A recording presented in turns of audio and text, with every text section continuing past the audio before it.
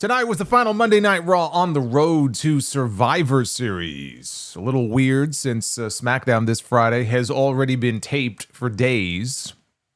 A night where the heels won the man advantage in War Games, which is what you would expect typically heading into a War Games match. It's a little weird when the baby faces have the advantage. So no real surprise there. And also Brock Lesnar fell on his ass at the end of the show tonight. Yes, we had, this was honestly when I saw this. When I saw this, this made my night. This was his Shockmaster moment. We got the Brockmaster tonight. The Brockmaster was the best part of the entire show. And you know, I never thought that they would bring back Brock Lesnar and he would be the best comic relief on the show. But here we are. First, he splits his pants on SmackDown. Now he's falling down on his ass on Raw. But at least he rolled with it. He came out to make his entrance here during the main event, and Paul Heyman is standing right next to him, and his pyro's about to go off, and he goes, "Arr!" and he slips on his fucking cowboy boots, and he does a complete back roll.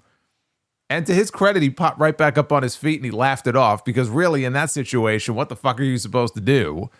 I mean, if you can't laugh at yourself, I mean, what are you supposed to do in that situation? So as soon as I saw that, I said, okay, before I do anything else here, I have to go ahead and mock up the Brockmaster. Yes, best believe that's going to be Super Chat after tonight. So that was how they went off the air tonight, with Brock falling on his ass, coming down to the ring after that with his teammates, and then they had the obligatory big brawl here to end the show, like they do. Yeah, before a Royal Rumble, typically you get a bunch of people out there and they have a big brawl in the middle of the ring. This was their last real hard sell.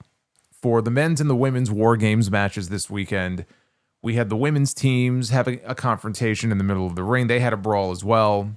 Not a particularly great one, but they had a brawl. We had a back and forth. Not even really a back and forth because Becky Lynch spoke first, then the baby faces came out. But AJ Lee got some promo time for the first time in a long time here on the show.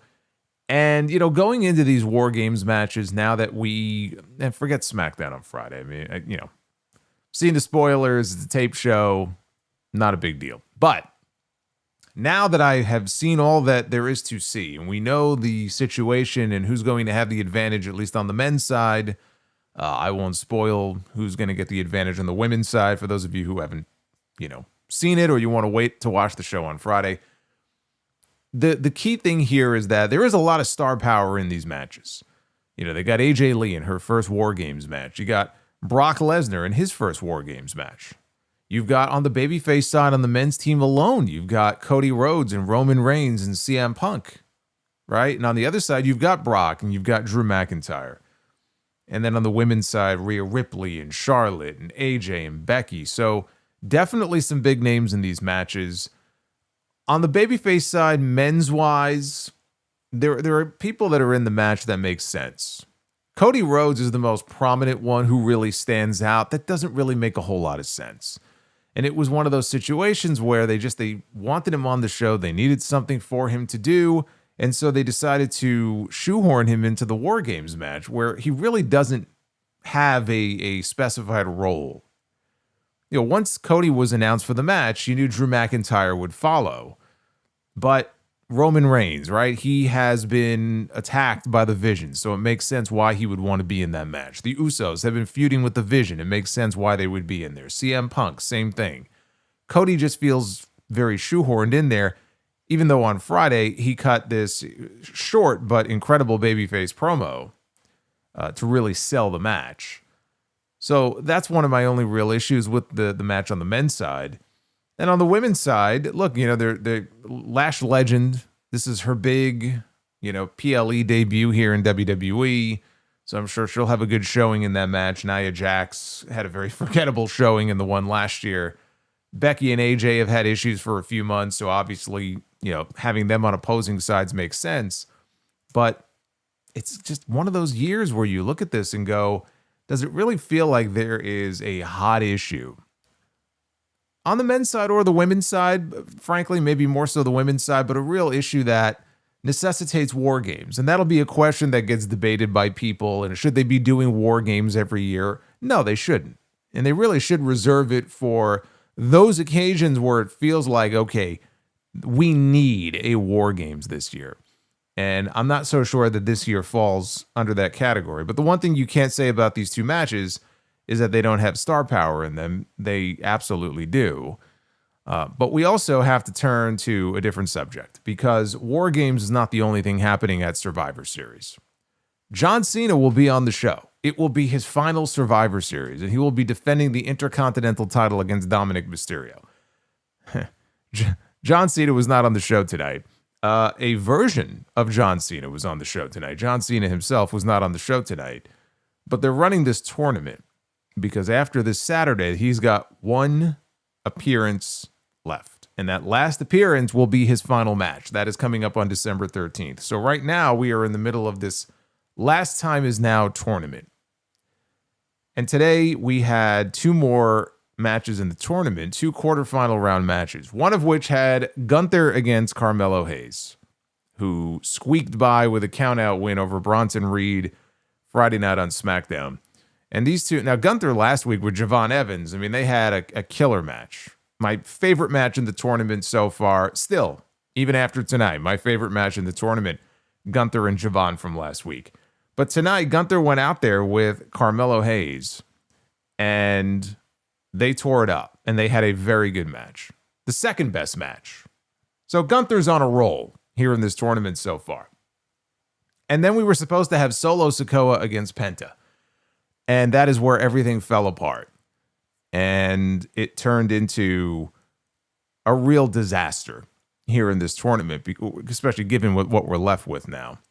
Penta suffered an injury within the first 5 minutes of this match. And it was on a relatively simple maneuver, simple for Penta, where he came off the top of the barricade and did a Rana and took Solo down to the floor. Penta did not get up right away. And clearly he was in some degree of pain. There was something going on there, and the doctor rushed over.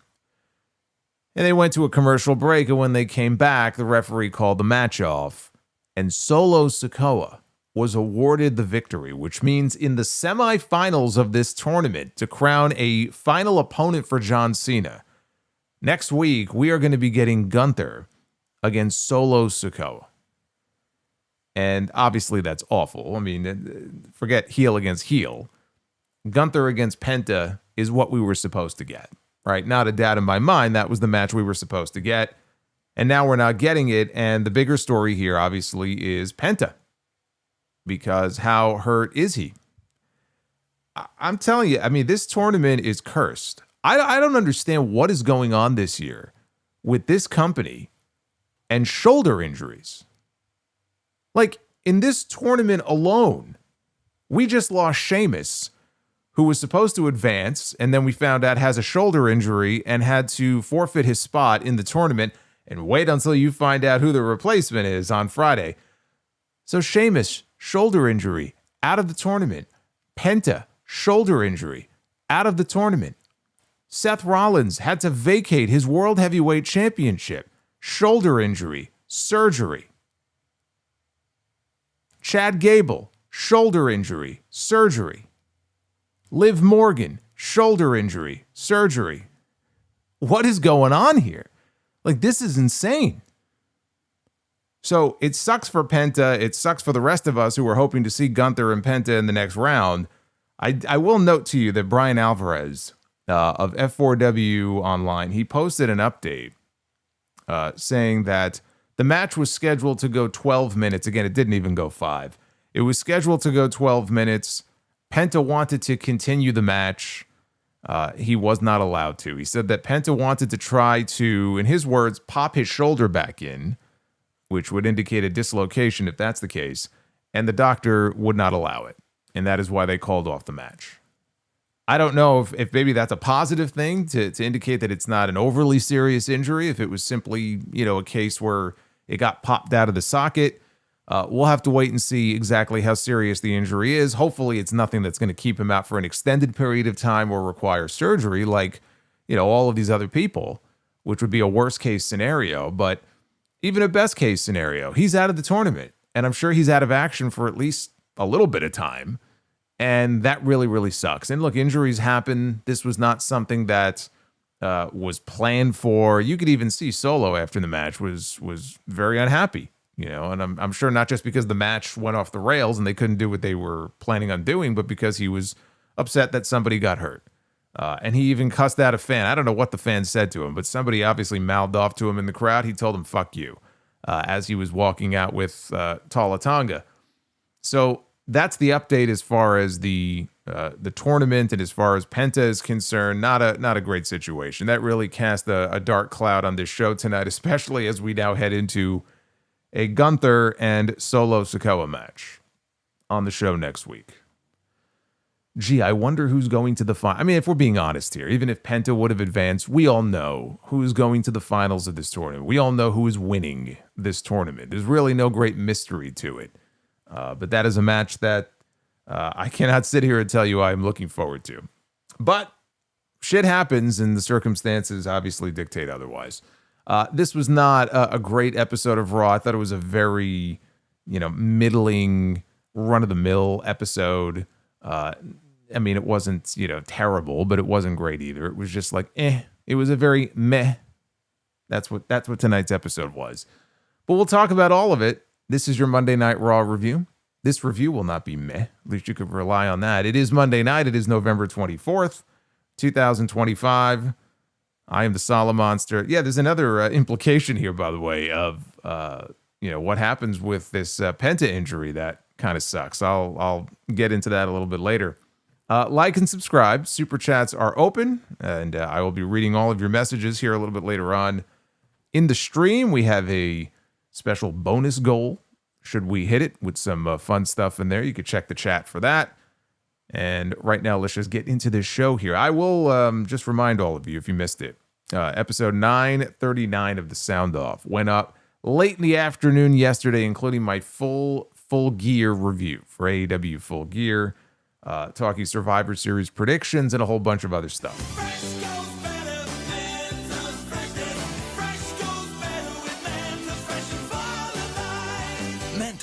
The Fresh Maker. The doctor should have brought a Mentos over to Penta. You just bring it over to him and let him pop one, and I guarantee you, he'll pop that shoulder right back into that socket. He'll give the doc the thumbs up. The doc will give him the thumbs up. There's your Mentos commercial. And then he gets back into the ring and he beats Solo Sikoa. Oh, man, if only. If only the doctor had a Mentos on him, we might have been able to get the rest of that match. Roman Reigns opened the show, telling OKC to acknowledge me. And that's all he got out before Cody Rhodes came out to join him or interrupt him, depending on how you want to look at it. Cody asked the crowd in OKC what they wanted to talk about. And Cody said that Roman is a man of his word. He said the last time Reigns gave him his word, it was for a match. But this is a war. And Cody asked, what's in it for Roman? See, if Roman wanted to be, if he wanted to be 100 here, he would have looked at Cody and said, why are you here?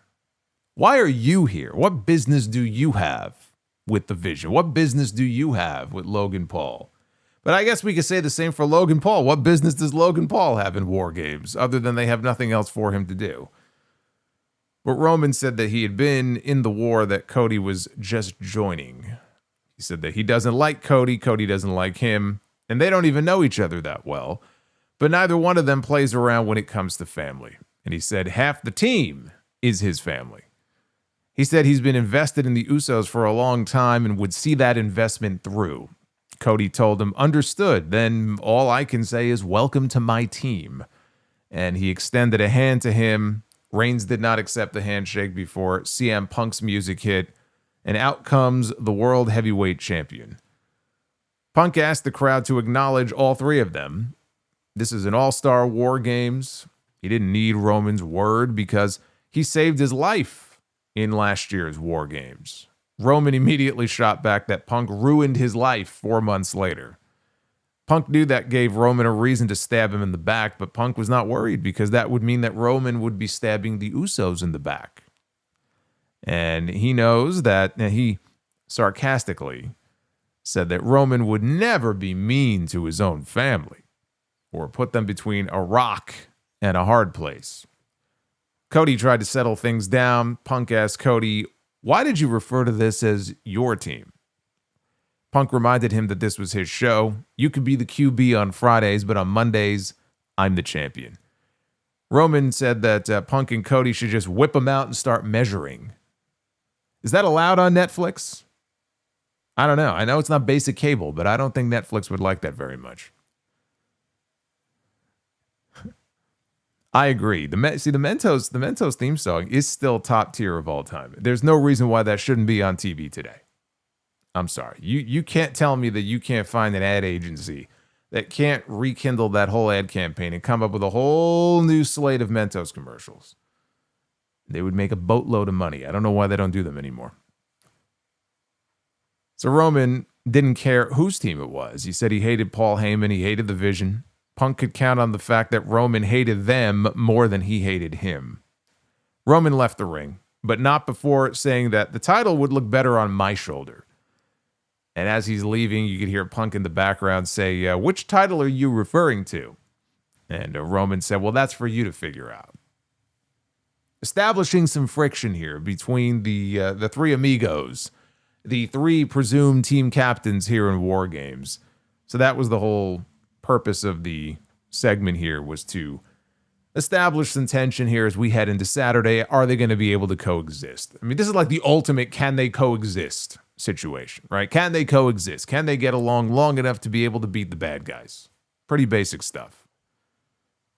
Backstage, speaking of the bad guys, Paul Heyman is with his War Games team, all but Brock Lesnar, and he's begging Drew McIntyre to be on his best behavior tonight because technically you're still suspended, and the only reason that you are allowed into this building is because I picked you to be on the War Games team.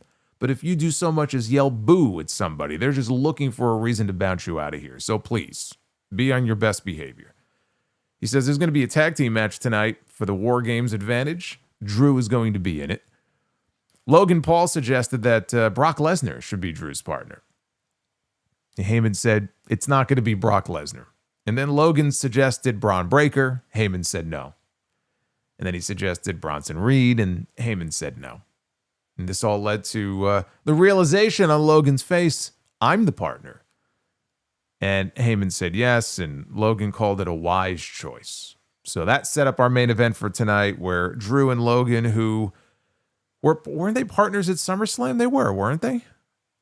It was Drew and Logan against Bad Bunny. And who was the other guy? I already forgot. But I think that was the SummerSlam match. Anyway, they would be in the main event tonight. In the first of two quarterfinal round matches in the John Cena Last Time Is Now tournament, we had Gunther against Carmelo Hayes, who got the big upset win over Bronson Reed. Randy Orton, thank you. Can you really blame me, though? Randy Orton has basically disappeared. He's vanished off the face of the earth now for months. Couldn't remember who Jelly Roll's partner was. Randy Orton. What's he doing these days?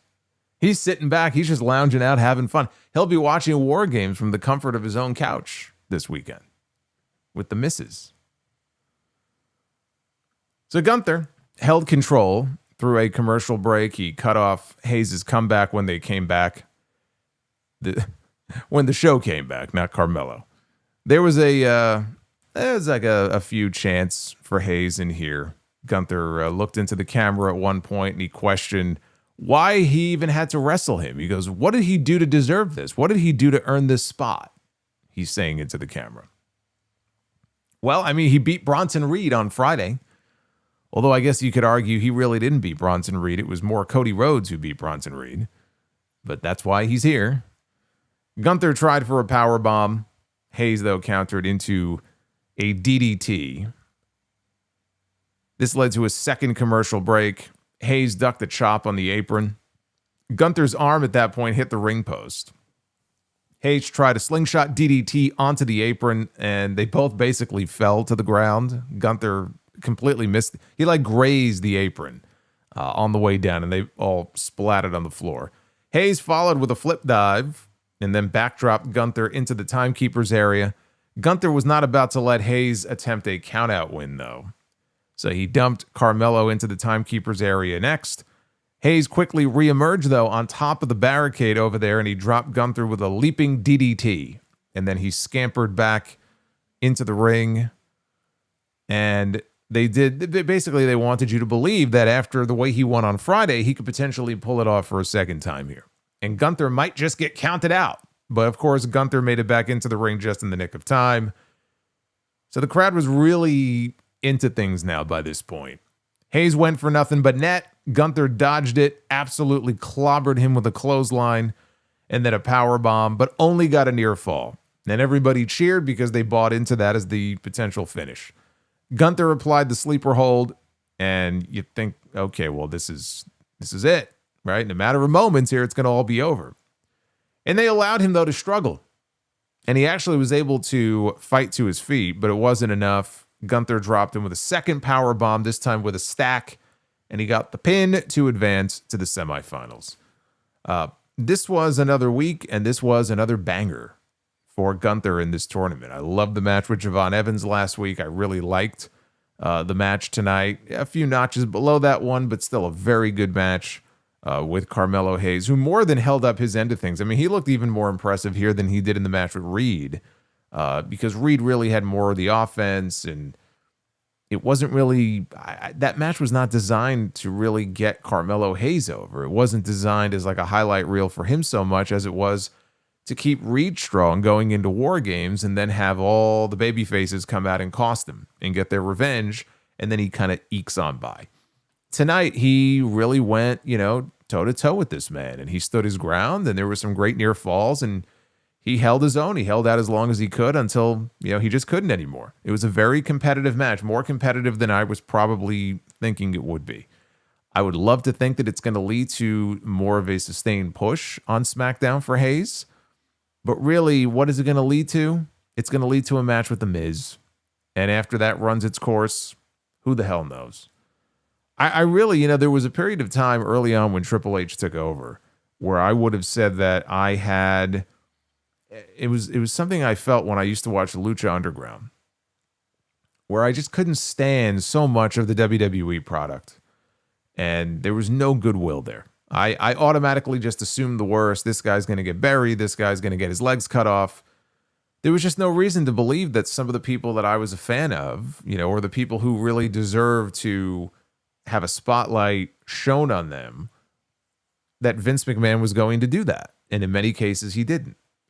But when I watched Lucha Underground, I remember I was so, into what they were doing and the stories that they were telling that, even if there was a week where maybe they did something that made me go, I don't know about that. But you know what? I give them the benefit of the doubt. And rarely would they ever let me down. That's how I felt about Triple H very early on when he took over the book, here in this company.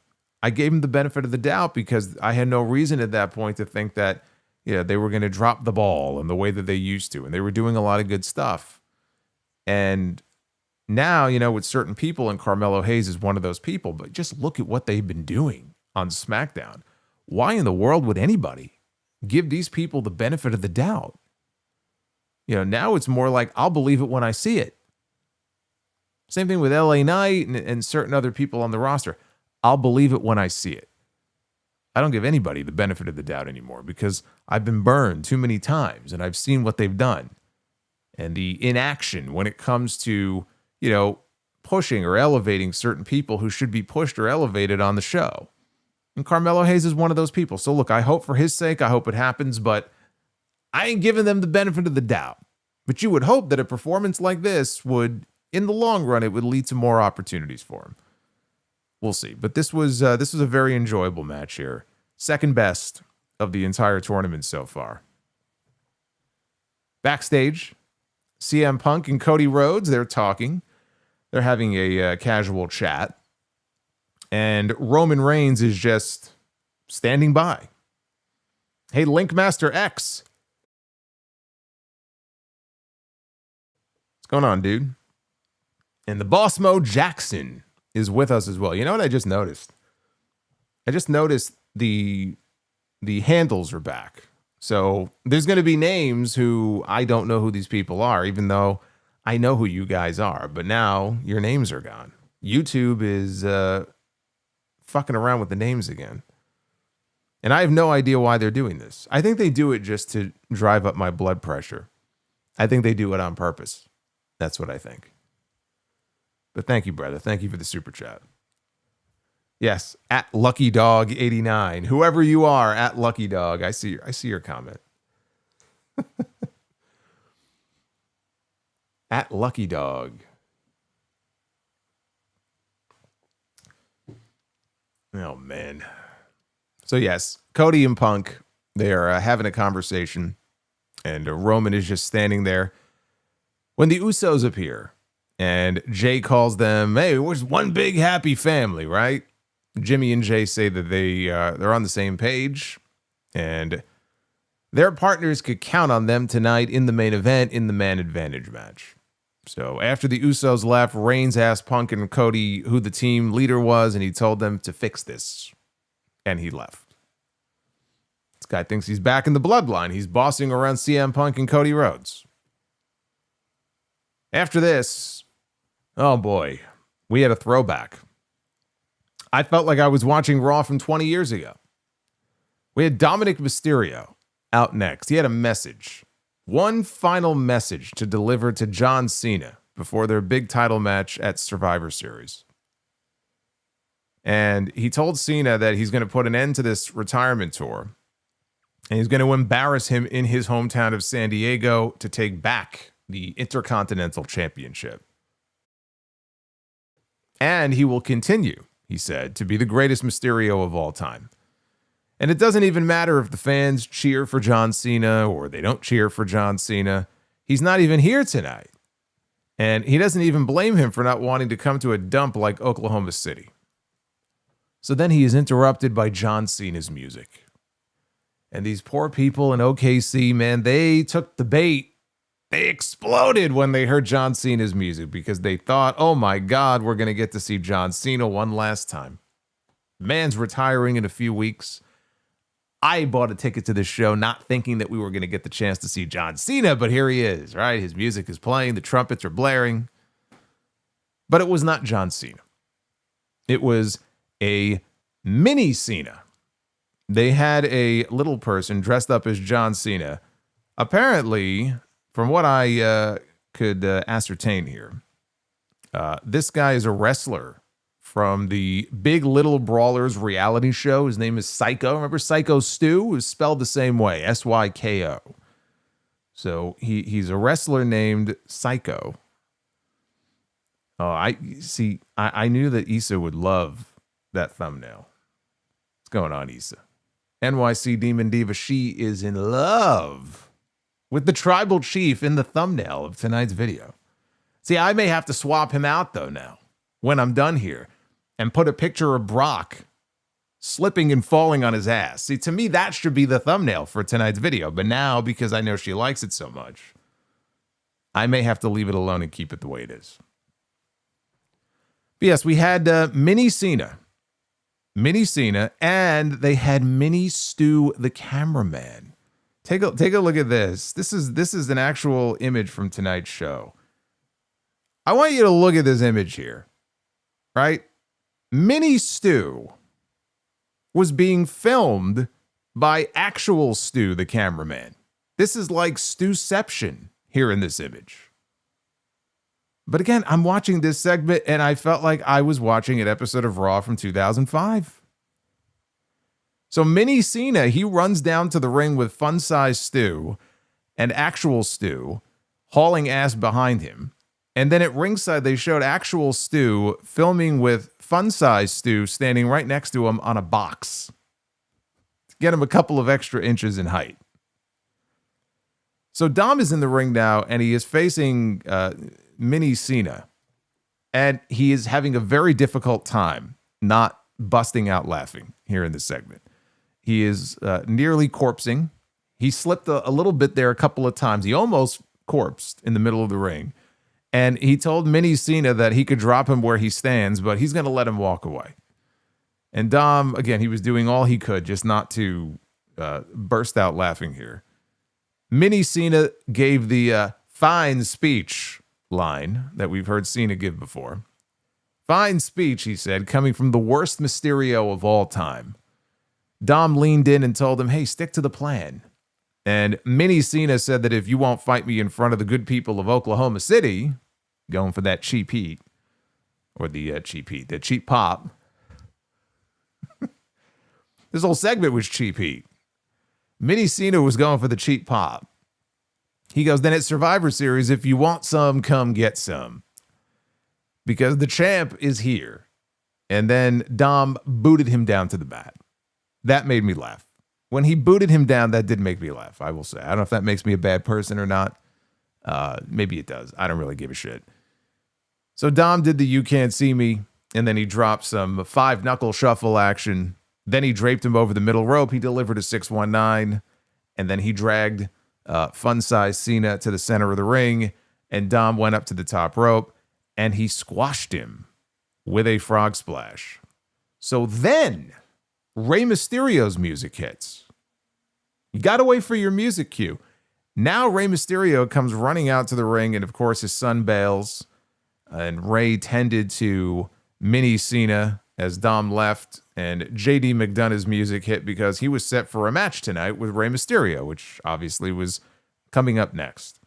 I love how Rey Mysterio, he didn't come out initially when Dom booted him down. He didn't come out when he did the 5-knuckle shuffle. He didn't come out when he had this little mini man draped over the middle rope, and he did the 619, and he did the frog splash. He allowed this man to be killed, and then when they hit his music, he decided to run out and make the save. What is with these baby faces who decide to make the save after the crime has already been committed? After the man has been murdered. Now it's time. Why do we even say come out to make the save? Why am I even calling it the save? There was no save. He was late. He didn't save anybody. I don't know why I call it that. That's not what it was. It's incorrect. It's not accurate. He came out to hog the spotlight, perhaps, I guess, but there was no save. See, I mean, Dom was not wrong here. This man is a deadbeat. I don't know what he was trying to prove here. So this was something straight out of the... So Rey said, hey, little guy. That's right. Maybe he felt bad. He felt bad. You know, it's not often that Rey Mysterio finds himself in the ring with somebody who's smaller than him. So maybe he just felt badly about it. But you would think that would actually inspire him to come out earlier to help this man. But he didn't do that. This was a segment that Vince McMahon would have cooked up 20 years ago, 15 years ago, 30 years ago. And there were certainly aspects of this. I will say the Stu the cameraman bit, that was kind of clever. But this was a blast from the past, not necessarily in the best possible way. Now, I understand them not wanting to send Dominik out there to do a serious promo, right? Because John Cena is not there. So what do? You could have run a pre-tape of some kind, but Cena's not there. This is what they decided. Okay, we're going to just lean into Dom being an asshole. He's a smug asshole who shows no respect. This version of Dominik Mysterio is not going to go out there and cut a serious promo on John Cena and be taken seriously by too many people. So they went in the opposite direction and had him do something juvenile and disrespectful and dumb. That was the point of doing this. And having fun at John Cena's expense. And I still think that when we head into Survivor Series this weekend, there is only one outcome here that makes sense. There is only one outcome here that should be the outcome, which is that Dominik Mysterio wins back the Intercontinental Championship, because we all see where this tournament is headed. We all know where things are headed. And there is absolutely no reason for John Cena to still be the champion going into Washington, D.C. So if this is his second to last match, there's only one option here. And I believe Liv Morgan is going to assist and help Dominik Mysterio win back the Intercontinental title. Of course, he's not going to do it by himself. But I do think that we will see Liv Morgan back this weekend. And she will factor into the finish of this match. Now, we had Rey Mysterio, who was out there for his match after this with JD McDonagh. Finn Balor, I should point out, was out there as well in McDonagh's corner. He was getting involved during the commercial break. McDonagh applied an abdominal stretch, and Balor held his arm back for leverage from the outside. Referee caught him. Now, you would think in this situation, the logical thing to do would be for the referee to eject Dominik Mysterio, the referee's discretion. We see them ejecting people from ringside every week. If a heel so much as sneezes or looks in the direction of the babyface, right, the referee will eject them and send them to the back. Or if this was AEW, of course, you'd have Aubrey Edwards, and she would be having a whole production, and she would throw everybody out. She would grab the heel. She would throw the heel through the hoop earrings that she was wearing at the fucking pay-per-view this weekend. So we see this all the time, and yet the referee did no such thing here. He yelled at him. He said a few words to him, but he allowed Finn Balor to continue to stand at ringside after this. So Rey made his comeback. He went for a 619. McDonagh, though, caught him with a standing Spanish fly, only for a 2 count. Rey responded with a code red for 2 of his own. He went for a 619, but he got tripped up by Balor, who was still allowed out there. McDonagh tried a cheap shot. Rey, though, tripped him into Balor, which knocked Balor off the apron. Rey followed with a 619 and a springboard splash for the win. And Balor tried to attack Rey after the match. Rey was ducking and dodging him and then was able to escape the ring. Sometimes I watch Rey Mysterio out there, and it's hard for me to believe he's 50 years old because he still moves around out there like he's, 20 years younger. I mean, the way he was like dodging and avoiding Balor here and then escaped.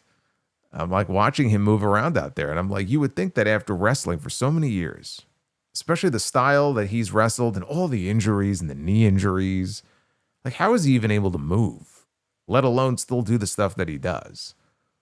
So it will never not be impressive to me that the Rey Mysterio that we see out there right now on television, when he's healthy, because, he does get hurt from time to time. But the Rey Mysterio that we see out there on TV right now is actually better. My curiosity is killing me just like a cat would be killed by the curiosity, yeah. Hey, Sidro is with us. But he is better than he was 10 years ago, 12 years ago. Because again, there was that period of time in the early 2010s where he was constantly getting hurt. It was just his knees. And I thought then that this guy's done. And here we are now 12, 13 years later, and he's still able to go out there and perform at a high level and move around the ring as fast as he does. It's impressive. It is impressive.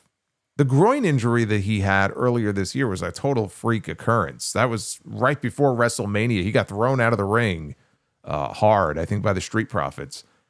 And just the way he landed. Yeah, that wasn't even a knee injury. That was a groin thing, which is very painful. But stem cells, man. Stem cells. They have literally added years onto this man's career. That's the only reason he's able to keep doing what he's doing at the level he does it at. But this was a good match. I said it on the sound off when I was talking about SmackDown the other night. JD McDonagh is like Sheamus. I compared him to Sheamus in that he is one of the more reliable, consistent performers on the roster when it comes to just sending him out there and knowing that he is going to deliver a good match, or if not a very good match, every single time he's out there. You could also rely on the fact that he will likely be looking up at the lights and taking the losing fall at the end of it. That's all but guaranteed. But you can always rely on him to go out there and give you a banger match. And this was no different. This was good stuff. We had Raquel Rodriguez. She was in the back with Adam Pearce, and she was not happy about Nikki Bella getting a championship match against Stephanie Vicaire before her. As she has every right to be, by the way. You know who has the right to be even more upset than anybody else? Roxanne Perez. But it's not them getting a title match. It's Nikki Bella this weekend. So Pearce said that, look, you're in the mix. You're in the title mix. And that was enough to satisfy her. So that was the end of their conversation. Meanwhile, the New Day and Grayson Waller walk in. They're complaining about Adam Pearce ruining their lives. Pearce tells them, AJ Styles and Dragon Lee, they want to defend their titles next week. against the New Day. And this pleases them greatly. Grayson Waller places a wig on Pierce's head. Pierce snaps at him to get out, and he says that I need a drink. That's how I feel usually when I watch SmackDown on Fridays. I need a good stiff drink. Give me a double. Then we saw Cowboy Brock walking in the back, and he finds Paul Heyman waiting outside of a room, and Brock walks in, and they shut the door behind them. That would not be the last that we see of Cowboy Brock here on the show. We had the former Women's Intercontinental Champion, yes, former, Becky Lynch, out to the ring next ahead of a commercial break. During the break, her partners for War Games made their way out to the ring. Nia Jax, Lash Legend, Asuka, Kairi Sane. Becky called last week's result an injustice and said that she had the best lawyers in the world working to overturn it. She was advised, though, not to talk about it. But she did want to say that she followed the rules, unlike Maxine Dupree and referee Jessica Carr. The result would be overturned and the company would be better off. The company would also be better off when she got rid of AJ Lee once and for all. And she said AJ made a mistake by coming back to cost her the championship, but the biggest mistake that she will ever make is entering War Games with her. And Becky admitted that she had her differences with her teammates, and she went one by one down the line as she put her arm around Asuka, who wasn't thrilled about this, and talked about their many battles, most of which I won, she said. Becky called Nia very powerful. Not powerful like me, but powerful enough to break her face. Says Nia was the only person ever to damage her face, but she has strong cheekbones. And at least she didn't need to wear a mask like rotten Rhea Ripley. She called Lash Legend her new friend and a fine specimen of a woman who Becky would like to make into a star. She also mentioned rotten Rhea Ripley. Also in this promo, she mentioned Charlatan Flair, which I've not heard that before, and awful Alexa. And that's about as far as she could get before she was interrupted. And then all the members of the babyface team in War Games got individual entrances. So Rhea Ripley, Io Sky, Charlotte Flair, Alexa Bliss, and then finally AJ Lee. And they all make their way down to the ring. And now AJ, it's her turn to talk to Becky. AJ said that the old AJ would have run to the ring and torn Becky's face off, but therapy worked. She said that she knew Becky was just feeling insecure and afraid. Said that she didn't need to run her mouth to lift herself up because she knew who the hell she was. She didn't need to bark like an angry chihuahua. She doesn't bark. She says she bites. That's right. Like Larry the dog. She said that Becky poured gasoline on the fire and now she was locking herself in a cage with me. She said that she would be free to do whatever she wanted, and she wasn't alone in wanting to see Becky get knocked off her pedestal. So she asked Rhea if she agreed.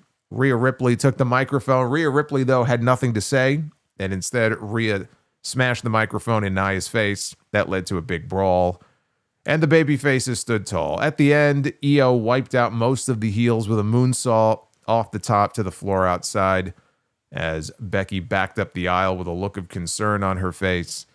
Asuka and Kairi here, they look ridiculous, falling down for this moonsault and selling it when Io didn't even touch them.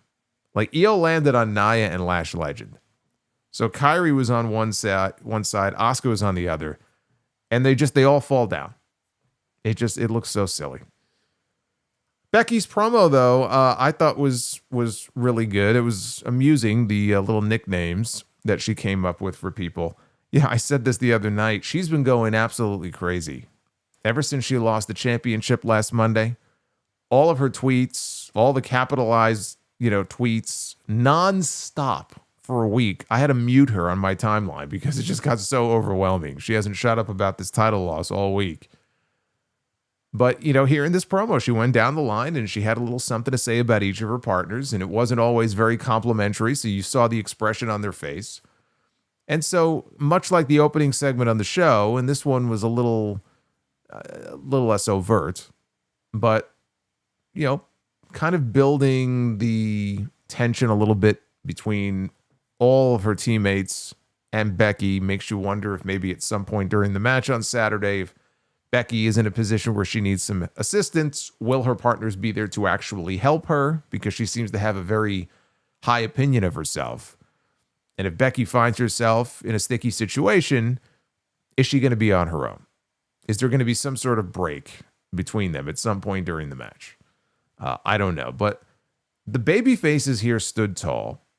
And if you read the results, the spoilers for SmackDown coming up on Friday, they're going to have the woman advantage match. This all has me reconsidering my prediction for Survivor Series. Now, I'm going to stick with what my prediction was. I'm not going to go back on it. I'm going to stick with it. But, man, the way things are shaping up right now, it's pretty lopsided in favor of the baby faces. We had our second quarterfinal match in the John Cena Last Time Is Now tournament with Solo Sikoa against Penta. And this is where things fell off. Unfortunately, disaster struck very early on here in this match. Solo, they're outside the ring. Solo sends Penta over the barricade and into the crowd. Penta, though, reemerges on top of the barricade. And he jumps off and he brings Solo down with a very simple, as simple as it could be, simple for him.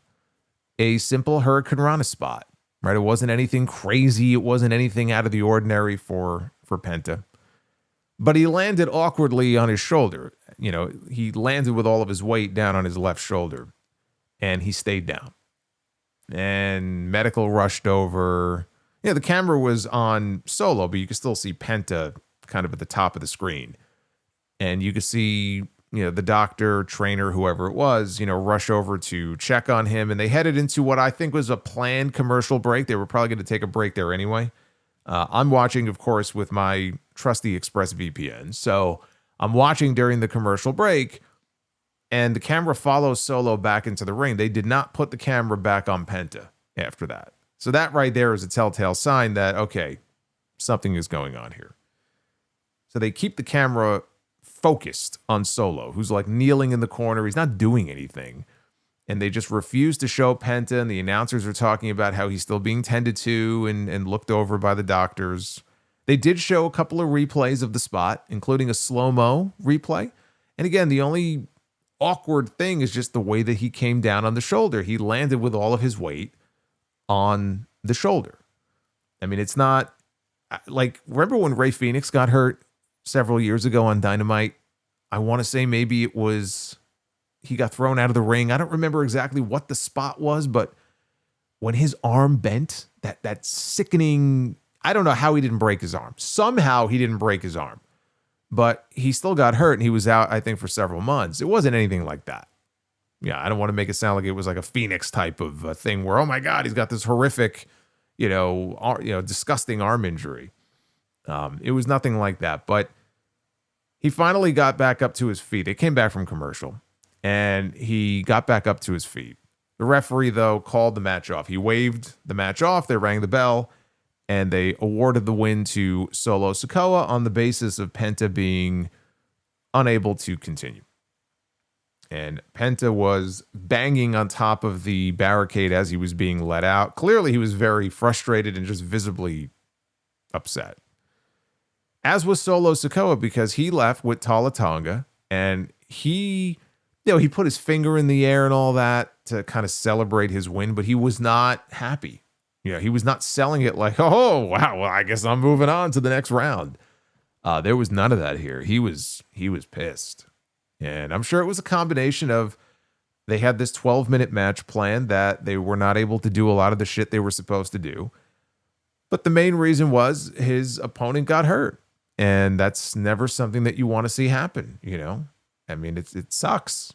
It's a very shitty situation. And it's nothing to do with him. I mean, he had nothing to do with Penta landing on his shoulder. It's just the way that it happened. Solo was in a completely different area when Penta landed.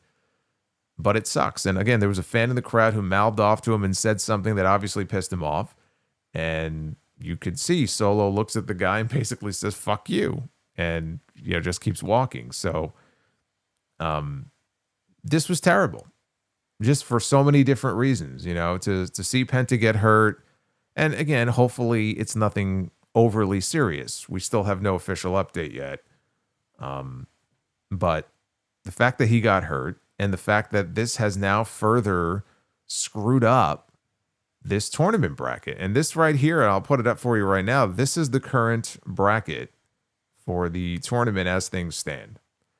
And you see there what our semifinal match is going to be on the right side of that bracket. We are now going to get, next week, Gunther against Solo Sikoa. This tournament is cursed between Penta and Sheamus. Like, what else could go wrong here? And I already was not thrilled with this bracket. Like, Gunther and Javon last week, that was a lot of fun, as Gunther and Carmelo Hayes was tonight. But you look at this tournament so far, there has not been a whole lot to get excited about. And for all the talk about how we're going to have people that maybe don't even work for the company, okay, they had Matt Cardona and they had Dolph Ziggler, who were promptly eliminated in the opening round from the tournament. And for all the talk about how NXT talents will also be eligible to be in this tournament, we had one.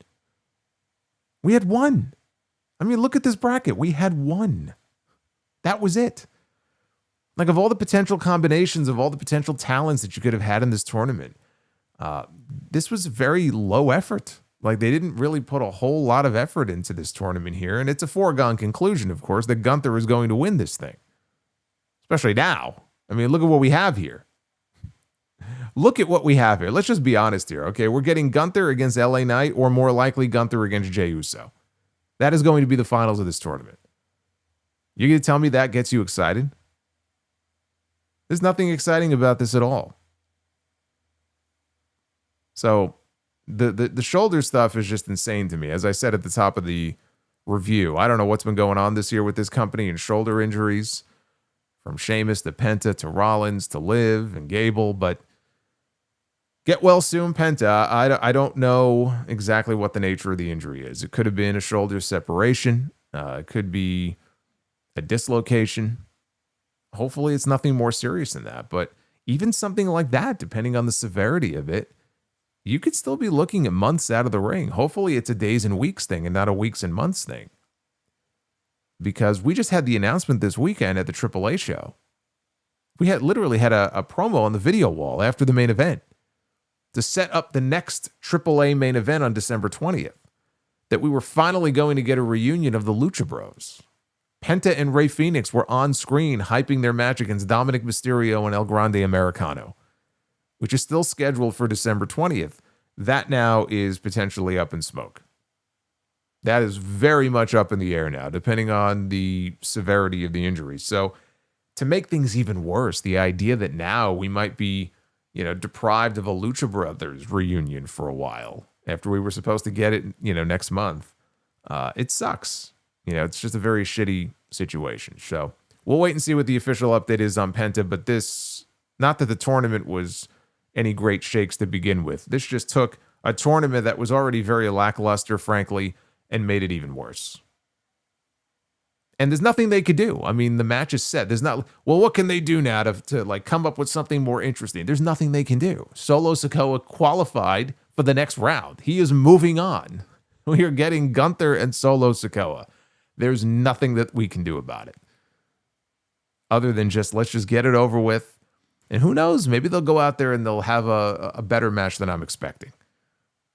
It's tough when you have heel against heel, though, right? It's just not the dynamic that you want in that situation. It's not going to be what Gunther and Penta would have been. So let's just get through it. Let's just get to the finals, and let's just get this shit over with. Because I don't see any combination of matches that, frankly, between here and the end of the tournament, that is terribly enticing. And without giving anything away, if you have not looked at the spoilers for SmackDown coming up on Friday and you're wondering, well, who's the replacement? Who's the replacement for Sheamus? Against LA Knight in the next round. Don't get your hopes up, is all I'm going to say. Now, backstage, Adam Pearce told Maxine Dupree, the new Women's Intercontinental Champion, that more women have called him a about, he should have just ended it there. More women have called him than ever before. More women have called him, he said, about taking that belt off of her than any title he can remember. Well, of course, it's Maxine Dupree, okay? All due respect to Maxine Dupree. I am sure that there are women who are licking their chops saying, oh man, now's my chance. I could take this championship, no problem. So he advised her to focus and work hard. And Maxine said that she would. She wanted to be the type of champion that people could be proud of. She told Pierce that she was going to call Natalya. And Pierce said that he loved it, and he shook her hand.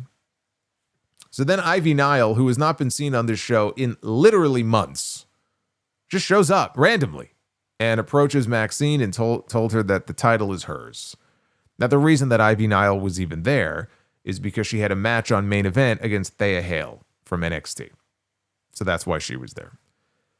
So after Ivy walked away, and there was no reaction, by the way, when Ivy walked up to Maxine, I am legitimately certain that more than half the audience did not even know who this woman was. Like, there was no reaction whatsoever when Ivy walked up to Maxine. Half of them knew and didn't care because she's not pushed, and the other half were probably like, who's that? That's sad. So Maxine continues walking, and she bumps into Raquel Rodriguez and Roxanne Perez. And they're talking some smack, and Pierce comes back, and he says, is there a problem here? Yep, no problem. After the heels left, Pierce said that Maxine might want to call Natalya right now.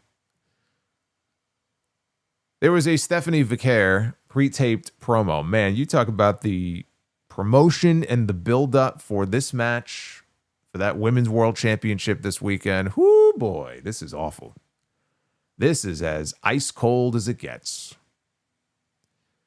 I mean, it was an awful segment last week. This week, we got the one pre-tape. There is no interest or excitement whatsoever heading into that match this weekend. Hopefully, it's quick. It's one and done. There's no twin magic to kind of drag this out and prolong this and have Stephanie have to win the belt back from Nikki Bella. Although, again, you can't discount twin magic. Twin magic is another thing that's like 15 years old, but I put nothing past these people.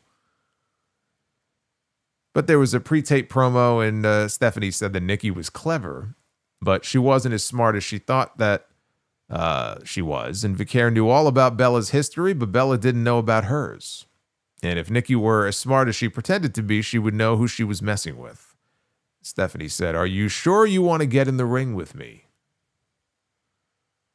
There you go. That's your last bit of promotion there for that championship match this week. Well, look, I guess we need a buffer of some kind, right, between the two War Games matches. And you got a John Cena match in there. There's got to be a come-down match. So, by default, that's what this match is. And then the main event was the Man Advantage match in War Games with the Usos against Drew McIntyre and Logan Paul. And the heels worked over Jey Uso. Logan knocked Jimmy off the apron before he could make a tag. McIntyre chucked Jey over the announce desk, which led to a second and final commercial break. And as McIntyre posed, Jimmy threw a bottle of Prime at him. Logan and McIntyre, they held up Jey in delayed vertical suplex position, and they were flexing with their opposing arms while they were doing so. Who among us has not done that at some point or another in our lives, right? I used to do that all the time with my little brother. I would pick him up and suplex him, and as I'm holding him up with one arm, I'd be posing with the other arm. Man, that was back in the day. That was back in my prime. That was fun. So after this, he finally made the hot tag to Jimmy, who hit Logan with an enziguri before super kicking McIntyre off the apron. Jimmy had a dive of sorts from the top for a 2 count. Logan responded with a blockbuster. Jimmy ducked a punch. He followed with a super kick, a spear, and an Uso splash. McIntyre, though, broke up the cover. Jey and McIntyre, they brawled outside the ring as the Bronze arrived to check on Logan. CM Punk and Cody Rhodes, they ran out to take out Braun Breaker and Bronson Reed. As everyone was brawling, Jey wiped out everybody with a big dive, and Jimmy was a little too busy celebrating, so Logan schoolboyed him, and he won the Man Advantage for Team Vision in War Games. Punk immediately attacked Logan, And the brawl continued. Roman Reigns finally entered, and he greeted the Bronze in the aisle with Superman punches. Reigns handed out Superman punches to Logan Paul and Drew McIntyre. The babyfaces stood tall. They put the closing credits and the copyright box on the screen to throw you off. But if you've been watching the show, then you would know that there was a certain someone who had arrived at the building earlier, and there's no way this show is going off the air yet. So Brock Lesnar's music hits, and he enters with Paul Heyman, and he stops on the stage, and he's doing his bouncy pose that he does, and he throws his arms up in the air to try to time it with the pyro, and the pyro shoots off, and as the pyro shoots off, Brock slipped. He slipped in his cowboy boots. See, this is what Hulk Hogan was worried about. When he came out at Bash at the Beach in '96, he was wearing cowboy boots, and he was worried that he might slip and fall on his ass. Thankfully, that didn't happen. I mean, you talk about ruining one of the biggest moments in wrestling history. That would have been embarrassing. But Brock slips, and he does a complete backwards roll. And Paul Heyman, the funniest thing is Paul Heyman is just standing there watching him, as he's probably thinking to himself, like, what the fuck are you doing? But he did a complete roll through, and he popped right back up to his feet, and I nearly pissed myself laughing. The best moment of the entire night right there. He had his Shockmaster moment. This will live on forever now. The Brockmaster. The Brockmaster was that. This sounds like something you would sell at 2 o'clock in the morning on QVC. We got the Brockmaster on sale. Just 3 easy payments of $49.99. Anyway, yes, the Brock. That tells you all you need to know about Raw tonight. Outside of the Gunther match, that the Brockmaster was the best part of the entire show. But he got up, and he's laughing at himself because, again, what else are you supposed to do? And takes the cowboy hat off. He marches down to the ringside area. He joins his teammates. They all get up on the apron. It was weird to see Brock, like, with teammates. Very, it's not his natural habitat. It was very strange. So they get in the ring, and the two teams start a giant brawl, and that is how they go off the air. The show faded to black. So as far as the final War Games build is concerned, you know, they gave you the big brawl between the women's teams and the men's teams. There was some little hints of dissension, at least on the men's side. They tried to, you know, highlight the fact that these men don't like each other and they may not get along and they may not trust each other. Could be trust issues there. There's just certain people in these matches, whether it's Cody or Logan, and you could maybe point to a couple of others who just feel very, you know, shoehorned in there. And that's just sort of the way it is when you have to have 5-on-5 because we can't have 4-on-4. When you have to find all these extra people. And Seth Rollins getting hurt, of course, also fucked up a lot of their plans because Seth would absolutely have been in this match on Saturday as part of Team Vision. He would have been leading Team Vision. It's interesting, you know, if Seth doesn't get hurt. I mentioned this on TNT the other night, last week. If Seth Rollins doesn't get hurt, I think that we're looking at a very different War Games match. I think we're looking at a War Games match that does not involve Cody Rhodes. We're looking at a War Games match that does not involve Drew McIntyre. I believe Meltzer's report that Austin Theory was going to join the Vision. And I think Austin Theory would be in there. You know, Dave said that Lash Legend was going to be in the women's match. And people were like, what? Lash Legend? Where'd she come from? And sure enough, Lash Legend is in there. So I think we're looking at a match potentially where maybe John Cena would have ended up in War Games, rounding out the babyface side. More likely, LA Knight, I think, would have ended up in War Games. I think we would have had we would have had Punk, Roman, the Usos, and LA Knight. And on the other side, you would have had Rollins, Breakker, Reed, Lesnar, and Theory. And so it would have changed the entire complexion of the match. Like one little injury, how it can cascade and cause all these other changes is pretty incredible. So that's probably a big part of why it feels like certain people are shoehorned in there. Logan Paul wouldn't have been in there. Logan Paul would not have been in there. Nor would Cody or Drew. We have a totally different match now. But you do have a lot of big names in there, and star power can go a long way towards selling these types of matches because people want to see stars. They want to see big names. I'm intrigued how it's going to work with Brock Lesnar being in his first War Games match. Like, do you have him start out for the heels? I wouldn't think so, but just the visual of Brock bouncing around the little tiny cage with everybody else locked in the cage in the aisle it's a weird visual for me to, when I think about what that is going to look like. Because I'm just not used to seeing him in that type of match. But that was your final bit of War Games build as far as Raw goes. Again, SmackDown was taped last Friday. The spoilers are out there if you want to read them. There was a Survivor Series elimination match that they taped on Friday. It was Solo Sikoa in the MFTs against Sami Zayn, Shinsuke Nakamura, Rey Fenix, and the Motor City Machine Guns. So those results are floating out there. Just be aware, I'm not going to be live for SmackDown on Friday. I will not be here. So I'll be here Wednesday for the Dynamite post show coming out of Full Gear.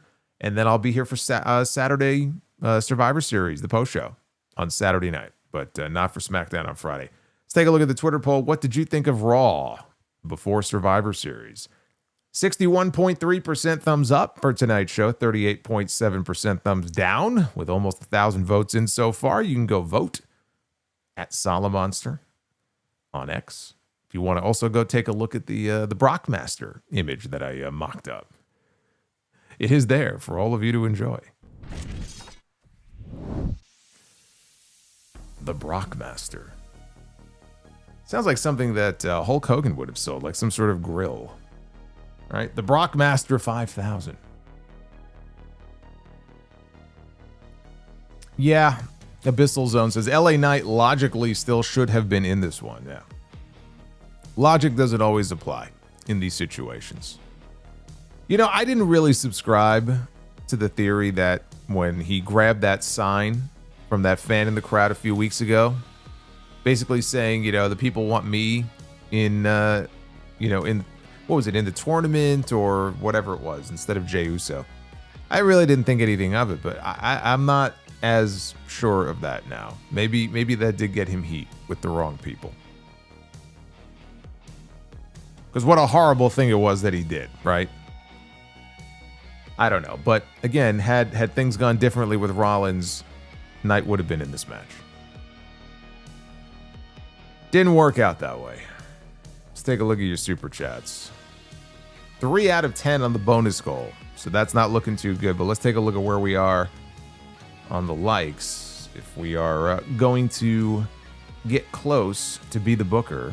And we are at 360. So we're only 40 likes away. If you want to get the one round of Be the Booker, we got a little bit of work to do on that. So get those likes up. All right, let's start out with Joseph Stewart. Joseph Stewart is with us. We got to do a Joseph Stewart lightning round. Let's see what we can do here. Let's see if we can get through these questions here. It says, what are your thoughts on Dominik Mysterio and El Grande Americano versus the Lucha Bros in AAA? My thoughts are that it's probably not happening now. Unfortunately, those are my thoughts. I hope I'm wrong. What are your thoughts on Dominik Mysterio being ranked number 1 on ESPN Wrestlers Under 30? That sounds about right. I mean, I don't know all of the wrestlers who are under 30 right now. MJF is still technically under 30, right? Isn't MJF 29? But he hasn't been active. So Dom being number 1, I mean, that sounds about right to me. I'm not offended by that ranking. The man is wrestling John Cena at Survivor Series this weekend. The man probably has more matches than anybody else except LA Knight this year on the men's roster. And I think last year he may have had the most matches. He's all over the place. He's all over the main roster. He's all over AAA. They've got him everywhere. In AAA, I mean, the way he comes out, the reactions that he gets, I mean, you talk about being over. Guy's like a rock star down there. And he's going to be one of those, I keep saying it, one of those core 5 guys on the men's side as far as like the future of this company. You know, you look at Braun Breaker and Obafemi, and you look at Dominik Mysterio, and I throw Javon Evans in there. Like, there's certain names that you can just tell, you know, that Jacob Fatu, that they're going to be building around for the next 5 to 10 years or more. He's one of those guys. Would you like to see a live action version of Batman Mask of the Phantasm? I mean, if you cast it right, sure. I mean, you got to have the right casting, though. I don't know who that would be, but I'm open to it. Have you seen Mike Myers' Cat in the Hat movie? Nope, have not. What is your favorite Tom Hanks movie of all time? Ooh, Tom Hanks, man. He's had a lot of really great movies, man. The Green Mile, Saving Private Ryan. You're asking me personally, Castaway is actually a favorite of mine. But I got to go Forrest Gump. I got to go Forrest Gump on that. I think the year, man, I think that movie came out in 94. What a year for movies, by the way, in 94. But I want to say Sean Penn won maybe for playing Harvey Milk. Otherwise, I think Hanks might have won the award that year. I think that might have been the same year. Don't watch The Cat in the Hat. Was it that bad? I had no plans on watching it, so that's fine. I just watched the Megan sequel on my way home from Chicago the other day. Were you a fan of Jim Carrey's Riddler outfits in Batman Forever?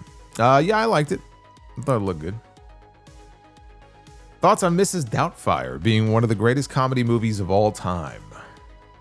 I don't know about all time. I liked it. I was a fan. Buy or sell, Jim Carrey as the Grinch or Jim Carrey as the Riddler? Riddler. Is the Undertaker the...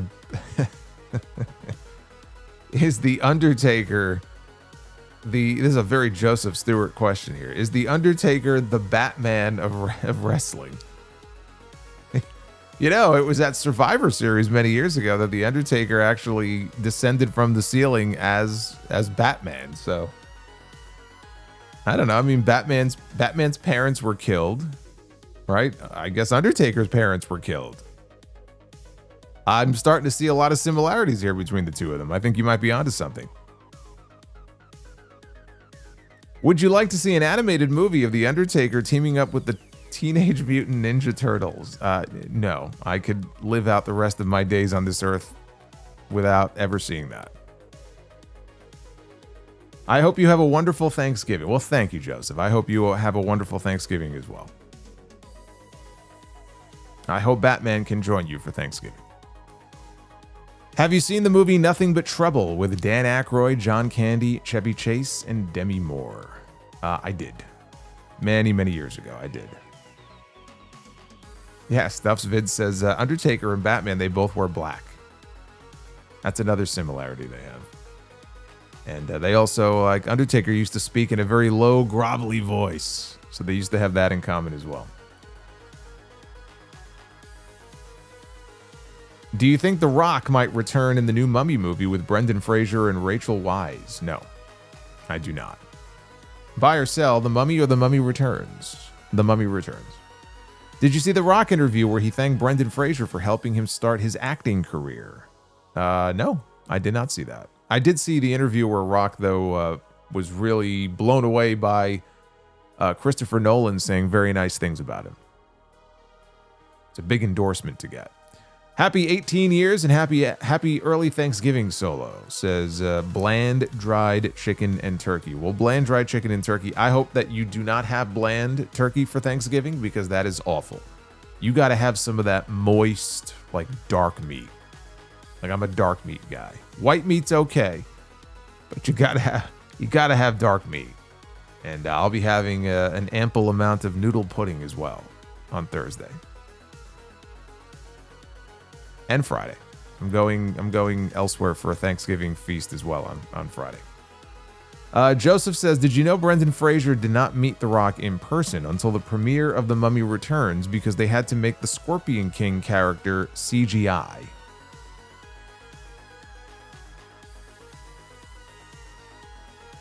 Yeah, I don't remember the CGI for the Scorpion King in that movie being all that great. Are you excited to see The Rock return as Maui in the live-action Moana movie? No, because I never bothered seeing the animated Moana movie. I'm not in that demographic, so I will not be seeing it.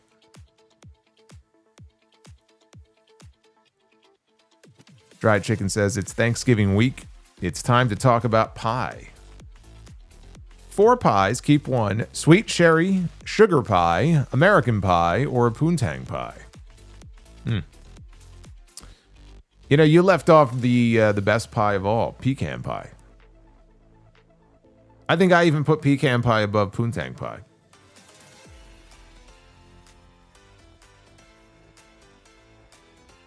I'm surprised you didn't put pumpkin pie on here. No apple pie. You left off all the best pies. What's the matter with you?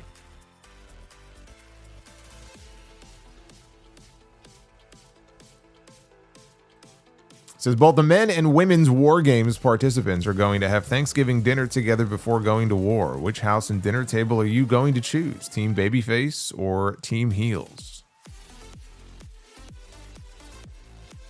I was going to say the Heels, but I don't know. Thanksgiving with Logan Paul, I think I could do without that. So I'll go Team Babyface on this one. Side note, Team Babyface will be at Cody's house and Team Heels will be at Paul Heyman's house. Cody's got a nice house. That means Brandy will be there too. I'll go with the Babyfaces. Joseph says, which role do you think Robin Williams would have been great in? The Joker or the Riddler? Honestly, I think he would have been good in probably either one of them, but man, Robin Williams as the Joker? How badass would that have been? Do you think The Rock would make a great Lex Luthor? Why, because he's bald? I don't know. I don't think... I think Lex Luthor, I do not think of Dwayne Johnson.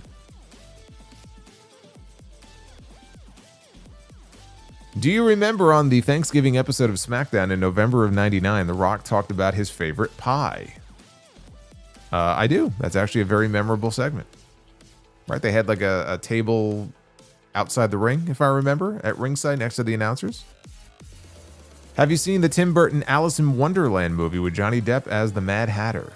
Nope. Nope. Did not. Do you think that Johnny Depp would have been a good Batman? He almost played... He almost played Batman in Batman Forever, replacing Michael Keaton. Is that true? I don't know if I believe that. That sounds unbelievable to me. Is it true that Yokozuna almost went to WCW in 1998? I believe there may have been talk of it. There may have been talks, but I don't know that they ever really got close to it happening. Yeah, the problem is, and this is one of the reasons why WWF stopped working with him, is that there were certain states where he just wasn't going to be licensed.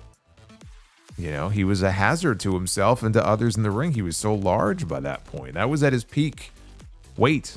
Like, he was legitimately in the 700 or 800 pound range at that point. I mean, there's only so much you can do.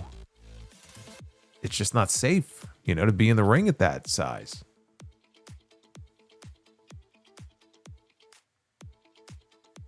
When Bo Dallas returns as Uncle Howdy, who should he feud with? I mean, the way things are shaping up, it looks like he's going to be feuding with Solo Sikoa. Does that get you all excited? Are you excited for Solo Sikoa feuding with Bo Dallas or feuding with Uncle Howdy?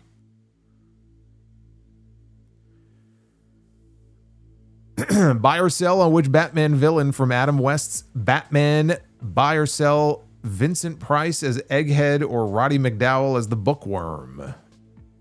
I gotta go Roddy McDowell just because I really enjoyed him in Fright Night. So I have to go with him. Do you remember the Green Hornet with Bruce Lee? Nope. Joseph with the $9.99. If you are Batman and hosting Thanksgiving with Robin, Batgirl, Nightwing, Alfred, Commissioner Gordon, and Catwoman, which villain would you invite to your Thanksgiving dinner? I only have to pick one? I'm always going to go Joker. Like, if you give me the option. Because Joker is the best. In your opinion, who had the best supporting characters, Batman or Superman? Batman. Happy 30th anniversary to Toy Story. That's right, one of the greatest movies ever made. In your opinion, do you think Stone Cold is Woody?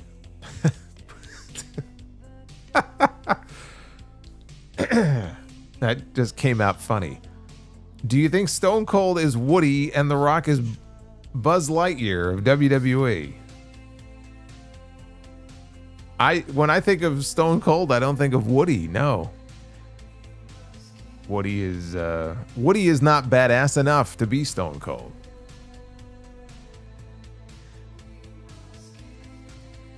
Toy Story 2 was released on this day in 1999. Buy or sell, Toy Story 1 or Toy Story 2? Toy Story 1. I love them all, but Toy Story 1. What are your memories when Toy Story 1 came out in theaters in 1995? I have no memories of when it came out. Like, I don't remember even seeing it in the theater. I know I did, but I couldn't tell you what was going on. I was probably just so traumatized by all the awful gimmicks I was seeing on WWF television at the time. Over an hour into Raw, and there's been one match so far, says Ragnarok. It was a good match, but come on, what are we doing here? They are in full Survivor Series promotion mode. So they're not concerned about matches on the Go Home show. Says, it's just not me, right? This show was ass tonight. Best thing was Gunther against Carmelo, and an hour later, JD against Rey. I hope the main event finishes strong. Yeah, the main event was a nothing match. Andre Israel, please solo make that Brock botch a super chat. We got the Brockmaster, baby. Paul Van Summeren says, the Brockmaster. See, he knows where it's at. He knows where it's at. Josh Worthington says, first Sheamus and now Penta with the injury bug. Who is next? Cena. Oh my God, can you imagine? That is catastrophic if that happens. Like, God forbid if John Cena goes in there and gets hurt at Survivor Series. Like, can you even imagine? Like, what would they do? I mean, I guess Saturday night's main event would just turn into WWE against NXT Showcase. That would be the entire show.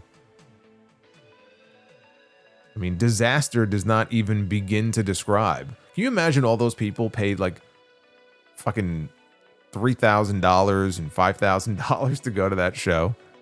And then Cena gets hurt and they end up with a card full of like... they end up with a card of like fucking Tony D'Angelo against, I don't know, fucking JD McDonagh and... Oh man, I mean... The refund phone calls would overwhelm Ticketmaster's fucking switchboards. C's says, Solomonster, do you think WWE can rebound creatively in 2026? And WWE can rebound creatively anytime they want. They have an army of writers. They've got the talent ready and waiting to do what they're told. I certainly hope so, but am I giving them the benefit of the doubt and having faith in them? I'm not. But I sure hope so, because, you know, I got to watch these shows, so I want them to be good. I want them to be fun. I want them to be interesting. I want them to be engaging. Makes my job harder when they're not. Brandon Proctor, I had to rewatch that Brock fall several times. I was laughing so hard. I hope the Penta injury is not anything serious. As do I. And Brandon, thank you very much, sir, for that $30 Mentos super chat. You're awesome. Happy Thanksgiving. The Sheltered Kid, has there ever been a wrestler that died while holding a championship? Off the top of my head, I can't think of any. I'm sure there must have been, but off the top of my head, I can't think of any, no. You know, the thing is, before he offed himself, Benoit, I believe, was supposed to win the ECW title, I believe. I think he was going to beat CM Punk and become the ECW champion. So they kind of dodged a bullet on that one, but actively holding a championship at the time of their death, I'm sure the answer is yes. I'm just drawing a blank on who that would have been. The real Vinnie Mac. Calling it now, one of the Usos is taken out before War Games. They are replaced with Randy Orton, who turns on Cody. See, now that's some of that creative thinking that I wish they had on the main roster. That would be great. I have no expectation that that's going to happen, but I think that would be great. However, Randy Orton is being advertised for the December 5th SmackDown. So that would indicate that he is on his way back very soon. So let's see what happens.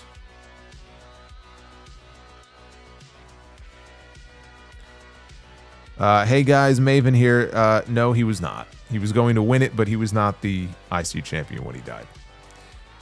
The Boss Mo Jackson.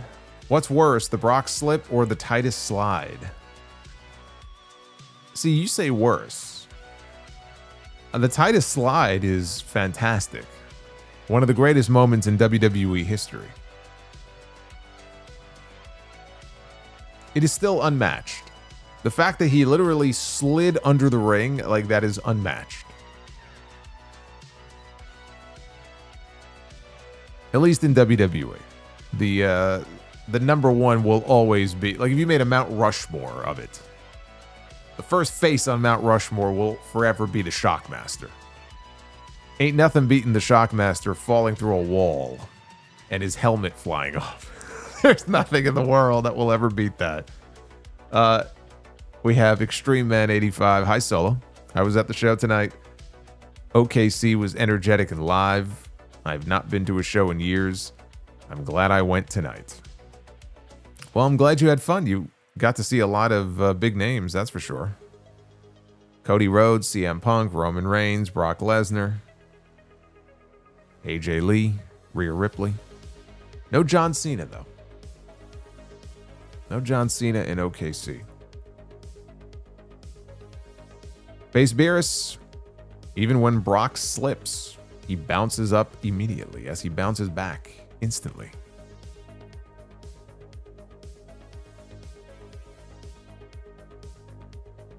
I love how in the list here, I still have your names the right way. It's only in the chat that YouTube went and fucked everything up. C's, in WWE, the women are way better than the men. They have a very strong women's roster. I'm not prepared to say that they are way better than the men, but yeah, you give me Gunther on the men's side and EO on the women's side, and you got yourself a hell of a team right there. The Boss Mo Jackson, to be honest, I'm not surprised by Penta's injury. It was a gut feeling for me. It sucks. I don't know, sometimes he makes me nervous. I love Penta. The injury bug sucks ass. Yes, it does, man. It fucking blows. It blows. So, apparently that's right, Jay Briscoe was one half of the Ring of Honor Tag Team Champions at the time that he passed away. You know, the last match that the Briscoes ever wrestled was actually in House of Glory. And they lost the HOG Tag Team titles in that match. So they did not have those titles anymore. This was just, you know, like the month before. And I had the chance to call their last match together as a team, which is just insane to think about. But yeah, I had forgotten. I guess they would have been ROH Tag Team Champions at the time. That's right. And then was it at Super Card of Honor or whatever the show was in March. I think maybe they crowned new champions in like a ladder match, I believe.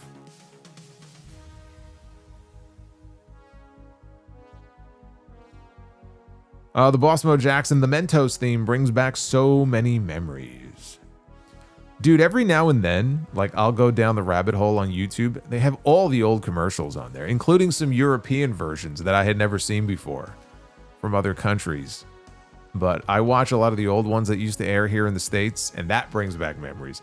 Like one of the more ridiculous ones was, I think somebody had a job interview to go to. And that's what it was. They were sitting on a park bench, or just on a bench outside, getting ready to go in for a job interview, and they realized the bench had wet paint, and they got paint on their suit. And it's like, oh no, I got paint on my suit. Like, what am I going to do? And it's like they pop a Mentos and they're like, I got it. And they lay on the bench and they kind of roll around on the bench. And now they have a pinstripe suit. And the guy looks at the painter who's, he's off painting another bench. And the painter's like, this guy, like that really corny look on his face. That was one of the more ridiculous ones.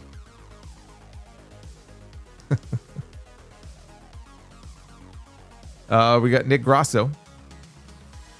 Says, any chance that Jey Uso turns on his team at War Games? Because this Jay Leno storyline has to be going somewhere, if not a heel turn, to become the monster that Roman created. Then I don't know where it goes. Heel Jey Uso? I guess you could do it. There is a story there, though, the monster that Roman created, but then that would build to a WrestleMania match. So what are you doing? Are you building to Roman Reigns against Jey Uso at WrestleMania? I don't want to see that.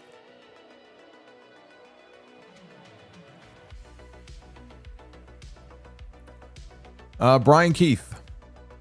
Shockmaster is still the most graceful at falling on his ass. Brock doesn't even come close. Davey Boy says he fell on his effing ass. No, he says he fell on his arse. He fell on his arse. Who was it in the background during? It was Sid. It was Sid. You could hear him in the background. I told you. Because I think he said something before the segment. Like there's like a board on the bottom. He's going to trip over the fucking board. And he did. He was like, I told you. I told you. Wink the Cosmic Grandma. JD McDonagh has the best Spanish fly in the biz, or Rey is relieved his neck did not get snapped. He's got a pretty good standing Spanish fly.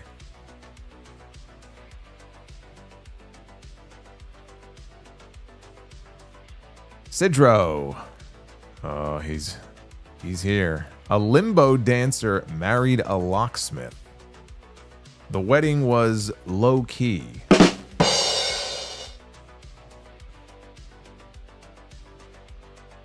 He says, yes, I am high.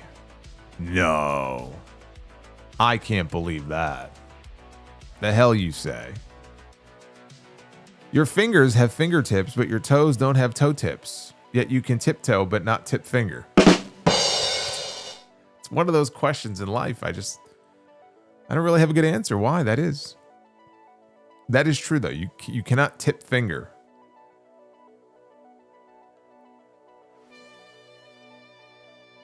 Bender McSimpson. I always like the idea of current top stars winning mid-card titles.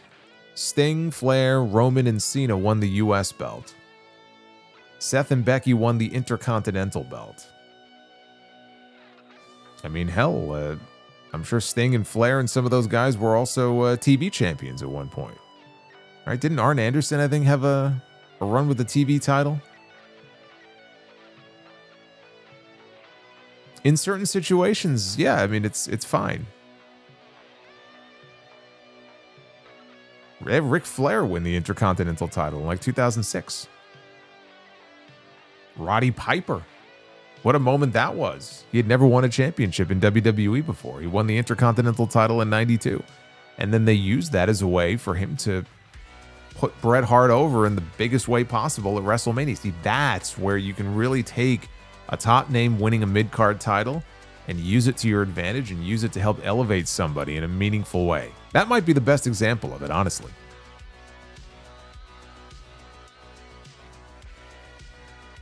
Sidro, never seen the movie Frozen.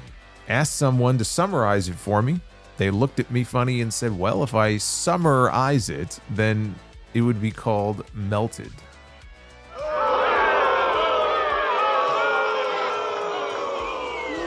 You suck. My teacher told me not to worry about spelling because in the future there will be autocorrect. And for that, I am eternally grapefruit.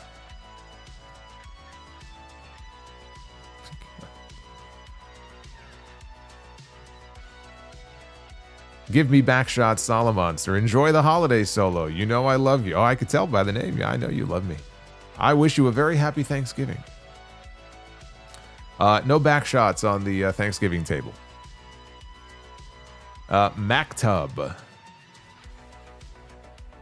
Gus not guarding Gale before...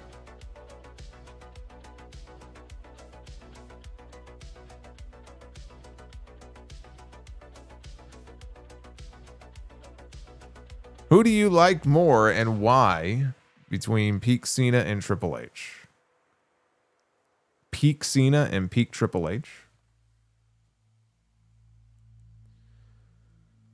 I mean, to me, Peak Triple H was 2000. I just think that he was at his best in 2000 into 01 before the first quad injury. And I just think that he and Rock really carried that company in 2000. I think he had some great matches during that year, and I just think he was a really, he was a really good heel. So I'll go with Peak Triple H. We got Boris with us. The $5 super chat. Hey, Solo, watching Dominik, I keep wondering why he wouldn't put on some muscle. Is it his in-ring persona that works with this type of build? It does. It works well with this type of build, this chicken shit heel that he plays. Some guys just, they're not body guys. They don't want to bulk up too much. Swerve just came back from an injury in AEW. He looks like a fucking monster now. Who's to say that Dom won't bulk up in a few years? Who's to say he won't bulk up when he goes babyface? But not everybody is going to have the big physique. Because it also affects, your movement in the ring. Maybe he's more comfortable at this weight that he's at. Everyone has their reasons. Super Pony 702. When did we get to the point where every time someone gets injured, people think it's a work? You might say the Rollins thing, but when KO got injured earlier this year, people thought that was a work too. Because people are afraid to be wrong. And I don't know why. They can't be wrong. They can't get me. I can't let them get me. So it's like, I'll just say, oh, it's a work. It's probably a work, right? You're not going to pull the wool over my eyes. It's kind of silly, honestly. But I think that has a lot to do with it. I think people they don't want to be gotten. So they just assume everything is a work. So that way, if it turns out to be a work, if it turns out to be storyline, they could be like, oh, I knew all along it was a work. Extreme Man 85. That does remind me, Solo. We did not get a women's match, or we did not see the World Tag Team Champions on the show. Yeah, we didn't get a women's match on Friday either. Not good. We just had somebody in the super chats a little while ago proclaim that the women in WWE are far better than the men. And yet we just had back-to-back shows where we didn't have a single women's match.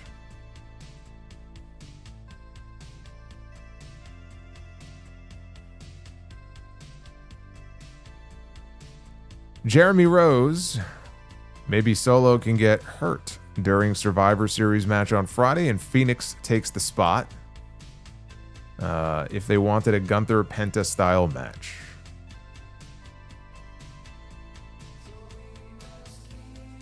Well, I mean, they could probably argue that after the fact because Friday's already been taped. But I suppose coming out of SmackDown, they could say, oh, you know, Solo suffered an injury. He's not medically cleared. So Phoenix is going to take his brother's place. It would be kind of unfair, though. I mean, just stick him in there. You could do that. I don't think they're going to, but I mean, you could do that. Duff's Vids with a 1999. In the hospital for testing to see if I can get on the heart transplant list. Doing good. Glad for my VPN to protect my device on public Wi-Fi. More Jericho countdown sounds during the dude, I thought this was leading to a joke. Are you seriously in the hospital?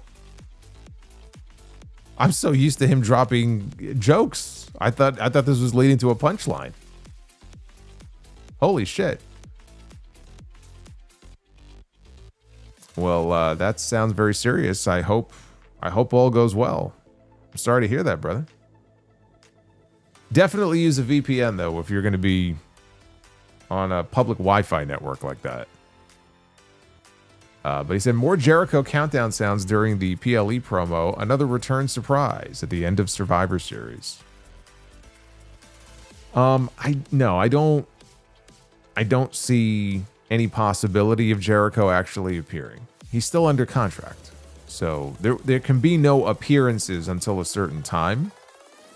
I know you or some people have mentioned the countdown noises, which I haven't noticed. That I can't rule out. It's always possible, but as far as an appearance, that's not going to happen.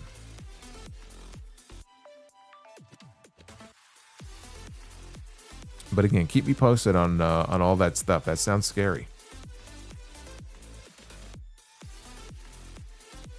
Sidro, you missed the funniest part. After the slip, Brock put his hat onto Braun Breaker's head like he was a hat rack. He walked off. He did, you know what? He did put the hat on someone's head. I didn't even notice that it was Braun Breaker. I have one pair of skinny jeans, and I'm going to wear them every week just to piss you off. That makes it even better. I didn't even notice that it was Braun Breaker that he put the hat on.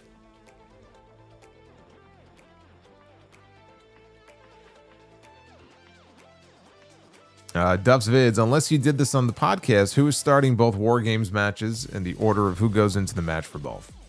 Yeah, I didn't do the order. I don't know what the order is going to be. I mentioned Brock because I don't know. I just don't see him hanging out in the cage, but that means he would have to start. Do we really think Brock is going to start War Games and be in there for 40 minutes? Probably not. So if I had to venture a guess as far as who's starting, man, you know, on the heel side, I could see Logan Paul starting. Now, you know what? I'm going to say Bronson Reed. I'll say Bronson Reed starts. And we get Cody on the babyface side.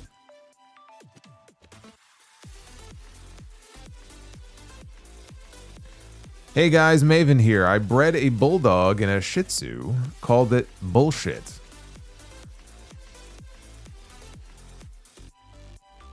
Very good. B-Man the Champ with a 5, Canadian. What if Jimmy gets taken out during the show? Surprise partner is Jacob, who attacks Cody, revealing he was the one who took out Jacob. Well, that would certainly be interesting, wouldn't it? That'd be like when Jade attacked Naomi in the Elimination Chamber earlier this year. But no, I don't think Jacob is going to be medically cleared in time, so I don't see that happening. Interesting idea. The real Vinnie Mac. I predict that they don't do the shark cages this year so everyone can have their grand fucking entrance. Oh, dude, they're going to get their entrance and then they're just going to go in the cage. They're still going to get... That doesn't mean they're not going to get their entrances.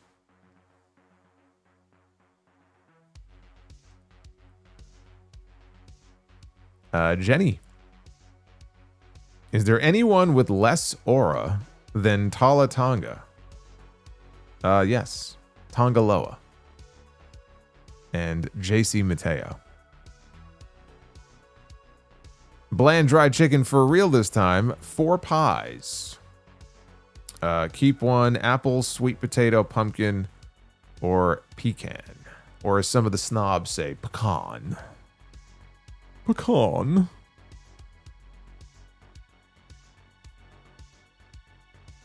Well, if I can only keep one, it's going to be the pecan pie. But apple is pretty sweet too.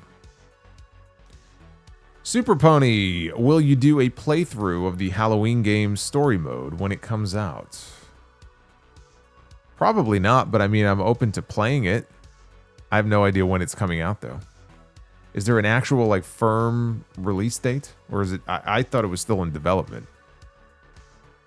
So I mean, who the hell knows when it's even going to come out? I am the learning tree. Thanks, guys. Sidro. Unlocking the learning tree.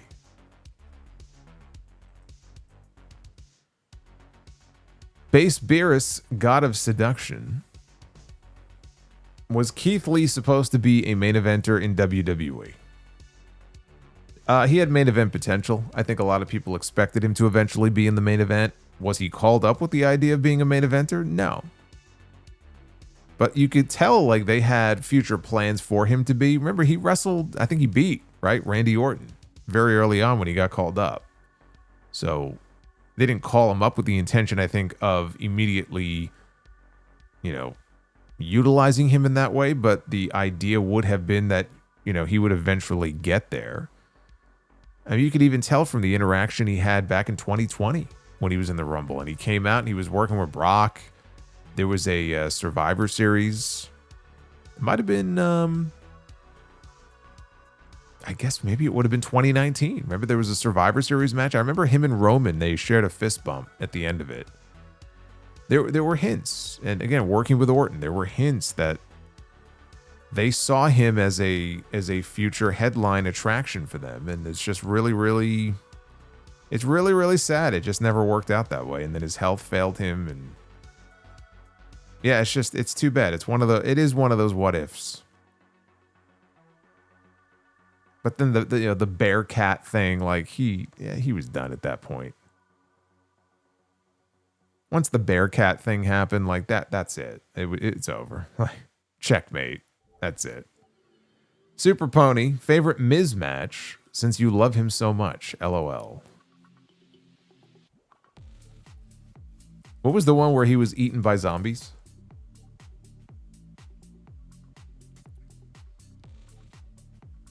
There was a match he had for the Intercontinental title in 2016, 17, somewhere around there. It was I want to say No Mercy, but don't quote me on that. It was definitely a pay-per-view match with Dolph Ziggler. That was really good. He was also part of a really good four-way that opened WrestleMania 34 for the Intercontinental Championship. That actually might be it. It might be that one. We got bland dried chicken. Instead of blood in war games, WWE should use buckets of dirt and mud in the ring for both matches. That's the PG way to get color. Why don't you just have a buried alive match then? Base Beerus, buy or sell Seinfeld or Curb Your Enthusiasm? I love them both, but I mean, Seinfeld is just iconic. I gotta go Seinfeld.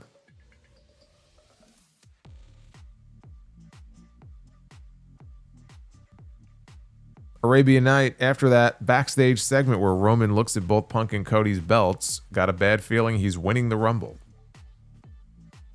Can't wait for that build. Shaking my head. Who else? Yeah, I mean, you know, the man who's had, what, half a dozen matches the last couple of years is going to go back after the championships. I'm sorry, that doesn't interest me at all. Base Beerus says, Joseph Stewart lightning round. LOL, shout out to Joseph. That's right. Shout out to Joseph. The real Vinnie Mac. Brock put his hat on Braun, who looked legit pissed. What's he going to do? What is he going to do about it? He's going to do nothing. That's what he's going to do. But I would imagine, like in character, yes, Braun Breaker would be pissed if somebody did that to him. Gangle and Clown. The Mentos theme is a banger, but nothing beats the old Corn Nuts Bust a Nut ad campaign.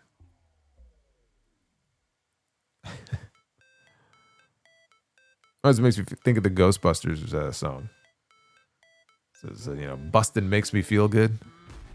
As a kid, I didn't think anything of it, but, you get older and things start to make more sense. The real Vinnie Mac, imagine if Cena does get injured and Vince and the president are sat in the crowd watching some NXT jobbers that they've never heard of. Yeah, everything you've just described sounds absolutely awful. The Mount Vernon kid, Christopher Bennett, from the Bennett to yours, happy Thanksgiving. Happy Thanksgiving to you as well. Happy Thanksgiving to all of you. Hopefully I will see many of you on Wednesday night. Even if you don't watch Dynamite, you'll hang out with me on Thanksgiving Eve. We'll have some fun.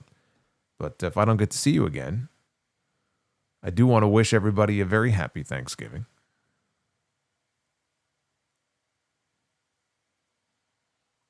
We got some more super chat. We're not done yet. Actually, let me... I hate the way YouTube does things here, because all the... Any member chats are in like a different window and they don't show up with the super chat, so I gotta go somewhere else and I gotta see if they're here. Sheriff of Patties earlier tonight. 29 months of membership.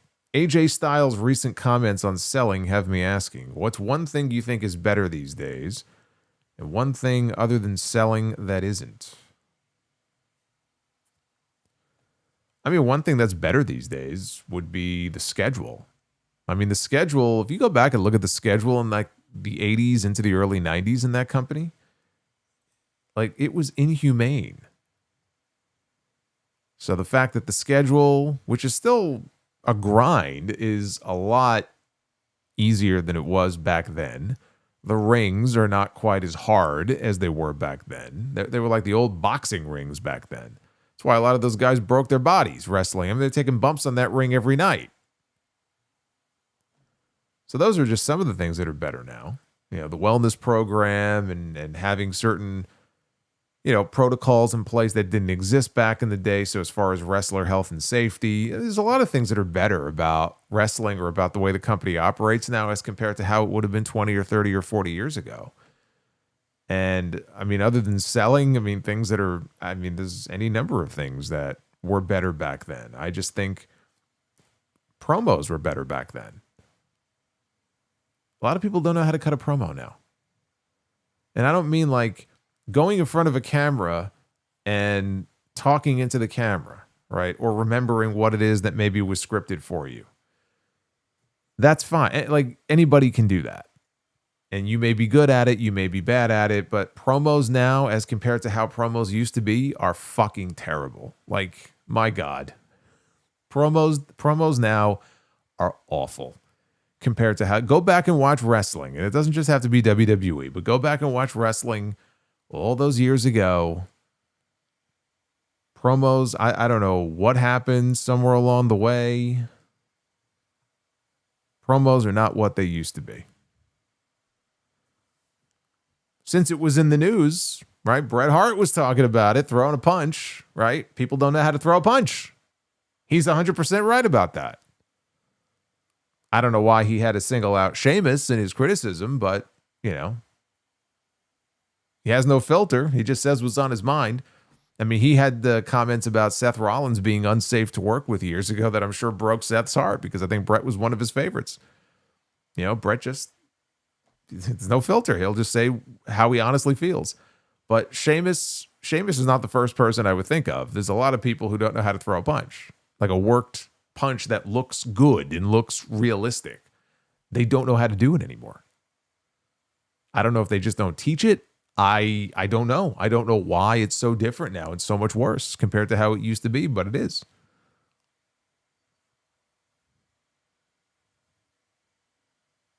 These shows like SmackDown coming up soon, having to be 3 hours. Awful. Awful. No show should be 3 hours week to week. It's a lot of things that were better then as compared to now. And it goes both ways.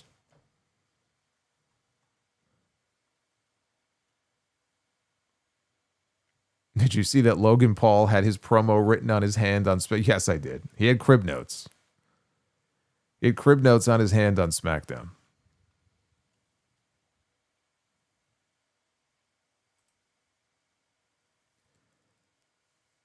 Let me see here.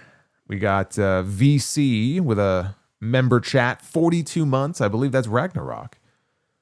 Brother Solo, all these damn might need to might need to use that code of yours. All the ads on Raw. I tell you, man, expressvpn.com/Solomonster. You got to sign up for the full year and pay for it, but you get 4 extra months free. I'm using it I use it every week at this point. I use it for Raw. I don't use it for Dynamite because maybe I should, but I use HBO Max when I watch. I don't think it works the same way with that, where you can watch through the match the way you can with Raw and SmackDown. So I don't use it on Wednesdays generally, but I use it on Mondays and Fridays. I use it for security and privacy reasons as well, especially when I'm traveling. So I endorse it 100%. Dev to Dust, 44 months of channel membership. Buy, sell, or rent on the best game winner in sports. Walk-off home run, buzzer beater, 3-point shot, or game-winning touchdown. I mean, they're all exciting, but me personally, it's the walk-off home run. I'm a baseball guy. So for me, it's the walk-off home run. You didn't say the goal, the goal in the closing seconds of the hockey game.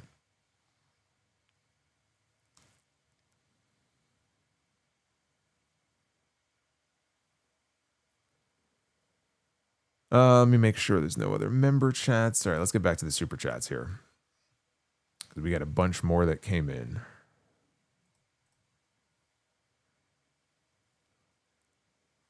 Arabian Night, LA hasn't been on Raw since he held up that sign. Yeah, he probably pissed off the wrong people with that one. Amazing.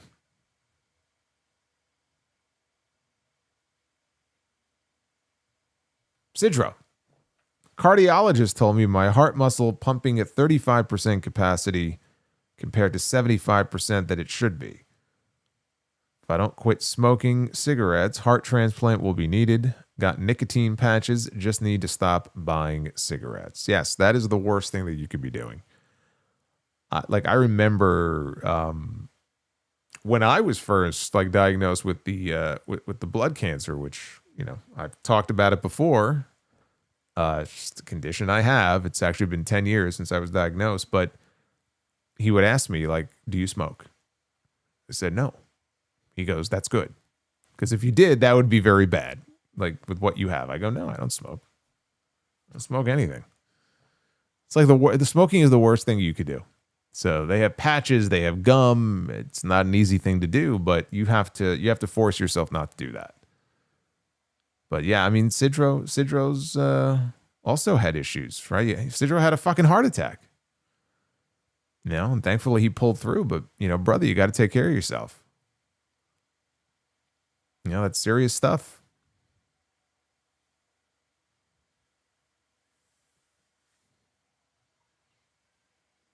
Wink the Cosmic Grandma. When it's all said and done, do you see any current WWE guys not in their late 30s and 40s ending up in a Mount Rushmore or GOAT debate?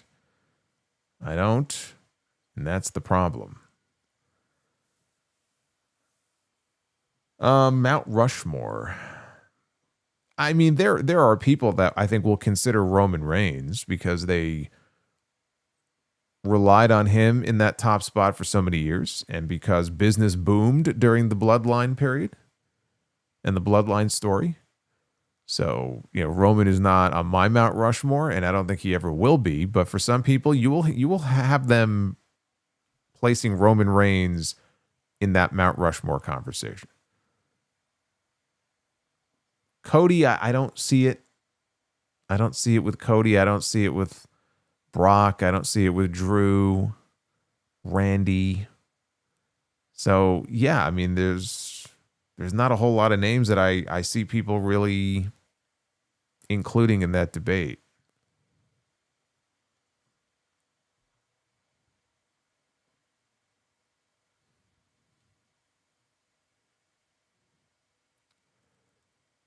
We have Linkmaster X. The seed has been planted for Brock against Braun. I got to go back now and check out this hat rack part of the segment. Extreme Man 85, Solo, I have a joke for you. The gym instructor asked me, can you do the splits? And the instructor said, how flexible are you? And I said, I can't make Tuesdays. Not bad. You keep working at it. Not bad, though. The Mount Vernon Kid, I would have laughed my ass off if after Roman said, that belt looks better on me, CM Punk said, change your contract to full-time instead of part-time. Yeah, I don't have any interest in another Roman Reigns title run. Especially if he's got a severely part-time schedule, just like Brock or any of these guys, Logan. Like, I have no interest in it.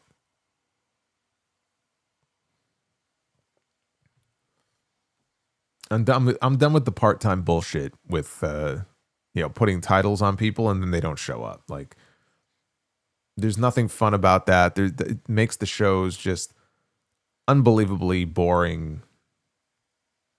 I don't want to see that. William Valencia, all I know is Brett was not talking about Shane McMahon's punches. In fairness, I don't know that Brett ever saw Shane McMahon throw a punch. You think he was watching the product at that time? And Duff's Vids, HBO Max with ads on sale, $2.99 a month for a year until December 1st. So there you go. From Duff's Vids, if you want HBO Max with ads at a discounted price. Yeah, you got to keep your eye out because this week into the beginning of next week, you got these Black Friday deals, Cyber Monday. So if you're looking to buy something, I got a bunch of Macy's keeps sending me these coupons. They really want me to buy shit on Macy's.com. I got a good puffer jacket from there a few years ago. Like a $250 Calvin Klein puffer coat. I got it for like $75. Man, I wore the thing out of that until the fucking feathers started coming out of it. But this is the time. You got to keep your eyes peeled and look out for those deals. Hey, look, I've mentioned to you Audible. I may as well mention it here. I mean, if you look at the description down below, you'll see all the sponsor links, but there's also the Audible link is in there. audibletrial.com/Solomonster. Bret Hart's book just hit Audible in audio form. He narrates it. You can get the Bret book, Gorilla Monsoon. There's a book on his life and career that's coming out December 2nd in audio form. You can pre-order it for free right now if you use my link. I've bought the Kindle version of it. I'm about to start it, so I'm interested in getting into it. But take advantage of that too if you want a free book. Free book on me. Super Pony, Miz against Giant Gonzalez. Man, we missed out. Oh yeah, sure, yeah. Arabian Night, shaking my head. Who else though, but Roman or Randy winning the Royal Rumble? At one point, I was thinking Sami Zayn, but man, they have gotten completely away from that story about him wanting to win the big one and wanting to win the World Championship. So I don't see it. I don't see it. But yeah, I mean, there aren't a lot of great options right now.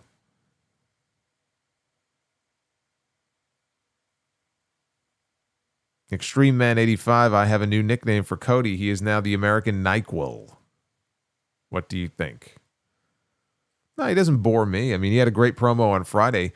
There are times he'll come out and he'll cut a very kind of milquetoast, babyface promo that sounds a little too up his own ass. We're a little too corporate and not very interesting. Friday was one of the better promos, frankly, I think that he has cut all year. And it was like 2 minutes, but You know, he went down the line talking about each member of the War Games match on the heel side. He had all this fire, you know, in his belly, and it's just a great fiery babyface promo heading into War Games. Honestly, that would have been a great like final sell for War Games, but then they had another week to go of TV. To me, that was like the perfect go-home promo.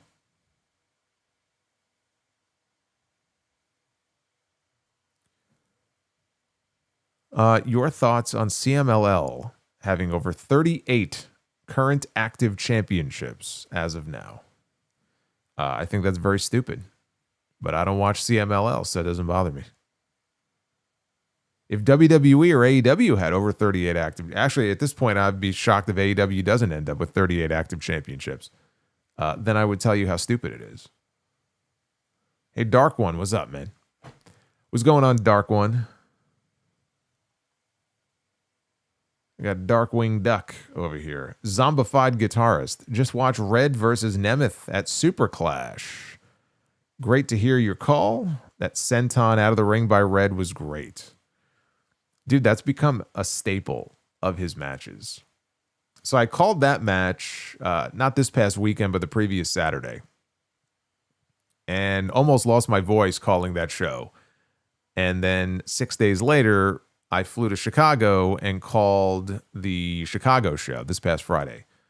And Red wrestled on that show against Tyler Breeze. And he did it again. And he landed in like the third row. And it never gets old.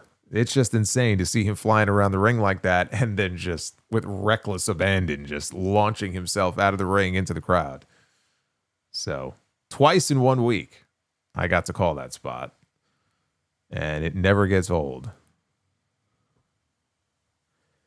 Super Pony, Triple H saw Sammy having great matches every week with the U.S. title and said, nope, he doesn't deserve a world title run. Sad. I think he'll get it at some point, but I couldn't tell you when. It just seemed like things maybe were setting up for it for next year, but now it doesn't feel like that at all.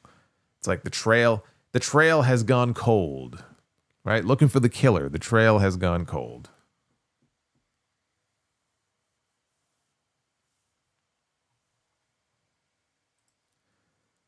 All right, we are currently sitting at 482 likes. So since you hit the goal, that means we got to be the booker. So let's do it. Ladies and gentlemen, it is now time to be the booker. Why is every season Riyadh season? Why is every season every PLE sponsored by Riyadh season? Because they got a lot of money to burn. That's why.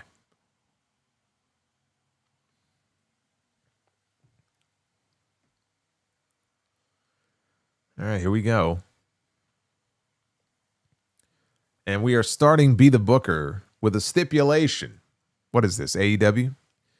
Choose 2 single stars to form a makeshift team. Oh boy, we get to form a makeshift team here and Be the Booker. Look at this. We get to form a brand new tag team. This could be anybody. This could be anybody. We have the bad guy, Razor Ramon. You talk about aura. People talk about aura farming. Look at the aura on this guy. This is aura. Razor Ramon and, oh my God. Are you fucking kidding me? Are you kidding me right now? That did not just happen. We land on Scott Hall and we land on Kevin Nash. I mean, it's too perfect. It's too perfect. We had to form a makeshift team. We have like 200 names in this thing. Scott Hall and Kevin Nash. Okay, I'll tell you what. I don't know who they're wrestling, but it doesn't matter. We already know who's winning the match. We know this is getting a bell. Like I can't believe that just happened. I cannot believe that just happened. Okay, now ordinarily I would give this a buzzer, but I can't. I can't give this a buzzer, man. We landed on Scott Hall and Kevin Nash as a makeshift tag team. So they're just going to go in there and they're going to demolish the best friends. Chuck Taylor and Trent Beretta. Sorry, guys. You're eating a razor's edge and you're eating a jackknife. Thanks for coming. A makeshift team, yes, and we land on the we get the outsiders. It was just meant to be. That's funny. Wow. 2-minute squash. In and out. They got the beer on ice in the locker room. All right, women's Be the Booker. We have the former NXT Women's Champion, Roxanne Perez. We got a lot of Roxanne Perez fans in the chat. I know that. Roxy. Let's get a drum roll going.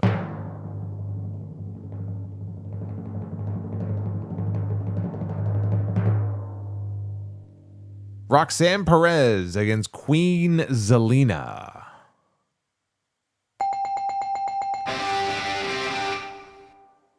Yeah, give him 12 minutes, let him go out there and just let it all hang out. See what they could do. See what they could come up with. Why not? I mean, they couldn't be bothered to have any women's matches in the last 2 shows. So you can surely give them some time here. All right, now it's main event time. We have Sabu. Look at this. He's ready for. He would have fit in perfectly at Full Gear the other day. Look at this. He's got the nail in his mouth. He's got the chair wrapped in barbed wire. What is that? I called it a nail. What is that in his mouth? That looks like a giant spike.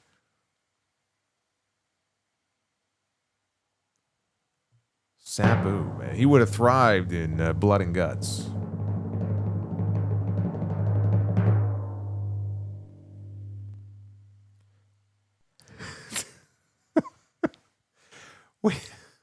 What a match. We have Sabu against Sabu. Oh boy, you talk about blood. You thought you had an overload of blood at Full Gear the other day? Wait until you see Sabu against Sabu. I got to pick a stipulation now. How can I not? We have to pick a stipulation for Sabu against Sabu. What is going on here? It would be the Booker today. I don't know what the hell's going on. There's something in the water. Sabu against Sabu. Anarchy in the arena. There will be blood. Blood will be spilled. Oh, that's a sweep. A little delay there. I forgot that was a sweep. We got a clean sweep.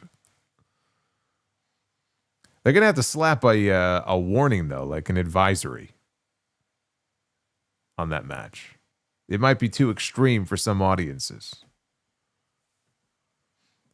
Sabu against Sabu would fucking rule. It would be something. It would be an all-timer. It would be an all-timer. Drew McIntyre is with us. 33 months of membership. The 4 horsemen of No Aura. Tala Tonga, Tongaloa, JC Mateo, and Tamina. Yeah, I mean, if there was such a thing as negative aura, then there it is right there.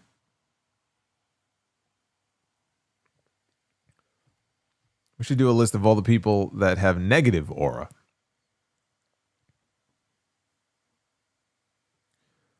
And more is with us. What are we thinking about the Continental Classic lineup? I have not yet gone through the entire lineup. I know that during Raw, I guess they announced what the participants are going to be in the Blue League and the Gold League. I know that Takeshita is in one league. I think Moxley is in that league. And then Okada is in the other league. And I know Darby is in there. But I didn't go through all of it. So I was curious, though, to see who the name was going to be. And I would know just by looking at it from the list. Who the name is going to be that's going to end up eating a lot of pins. And it looks like Mascara Dorada is probably going to be that guy. There's no Juice Robinson this year. There's no Beast Mortos, Jay Lethal. Like, there's always someone, at least one, in this tournament who's always eating the pins. And from the looks of it, I think Mascara Dorada is probably going to be that person. But I will talk more about the Continental Classic lineup on the Dynamite review on Wednesday. We'll hang out there and talk about the participants there once I have the full list in front of me. Bobby Means with a 5. In my opinion, Raven and Tommy Dreamer had the best rivalry in ECW for the simple fact that Dreamer never beat Raven for 3 years. I mean, I think it's pretty widely regarded as one of the greatest rivalries in ECW history. So I don't think it's not like a hot take or anything like that. I would tend to agree.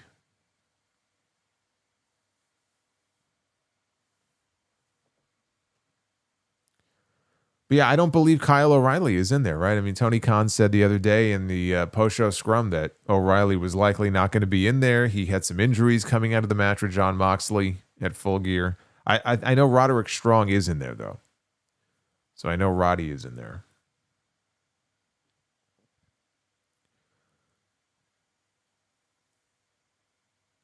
Negative Aura 4 Horsemen. Wheeler Yuta, Tonga Loa, Daniel Garcia, and JC Mateo.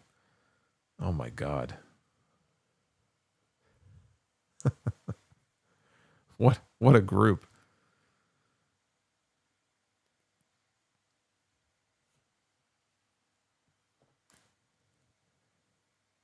WWF Run DMC. Wheeler Yuta versus JC Mateo would be a dream match. Sure, it'd be a horrible dream. I'd wake up in a cold sweat from that dream. Anyway, I will see you guys back here live again on Wednesday night. That will be for the Dynamite post-show Thanksgiving Eve. But before then, we have Tuesday Night Titans over on JD's channel. Tomorrow night, we'll have a lot to talk about there in terms of Full Gear and Survivor Series and whatever else is going on. And then back here on Thanksgiving Eve. I do want to take this time to just wish everybody, as I'll mention this on Wednesday, but wish everybody a very happy Thanksgiving later this week. I am thankful, as always, for all of you. And go back and check out episode 939. One of the longer sound-offs in a while, well over 2 hours. So if you missed the podcast, we were number 2 on Apple Podcasts for wrestling podcasts on all of Apple podcasts in the entire country. Number 2. One of these days, you guys are going to help get me to number 1. So be well, stay safe, have yourselves a great night, and I will see you back here for the Dynamite post show on Wednesday night, post Full Gear. Until then, take care, guys.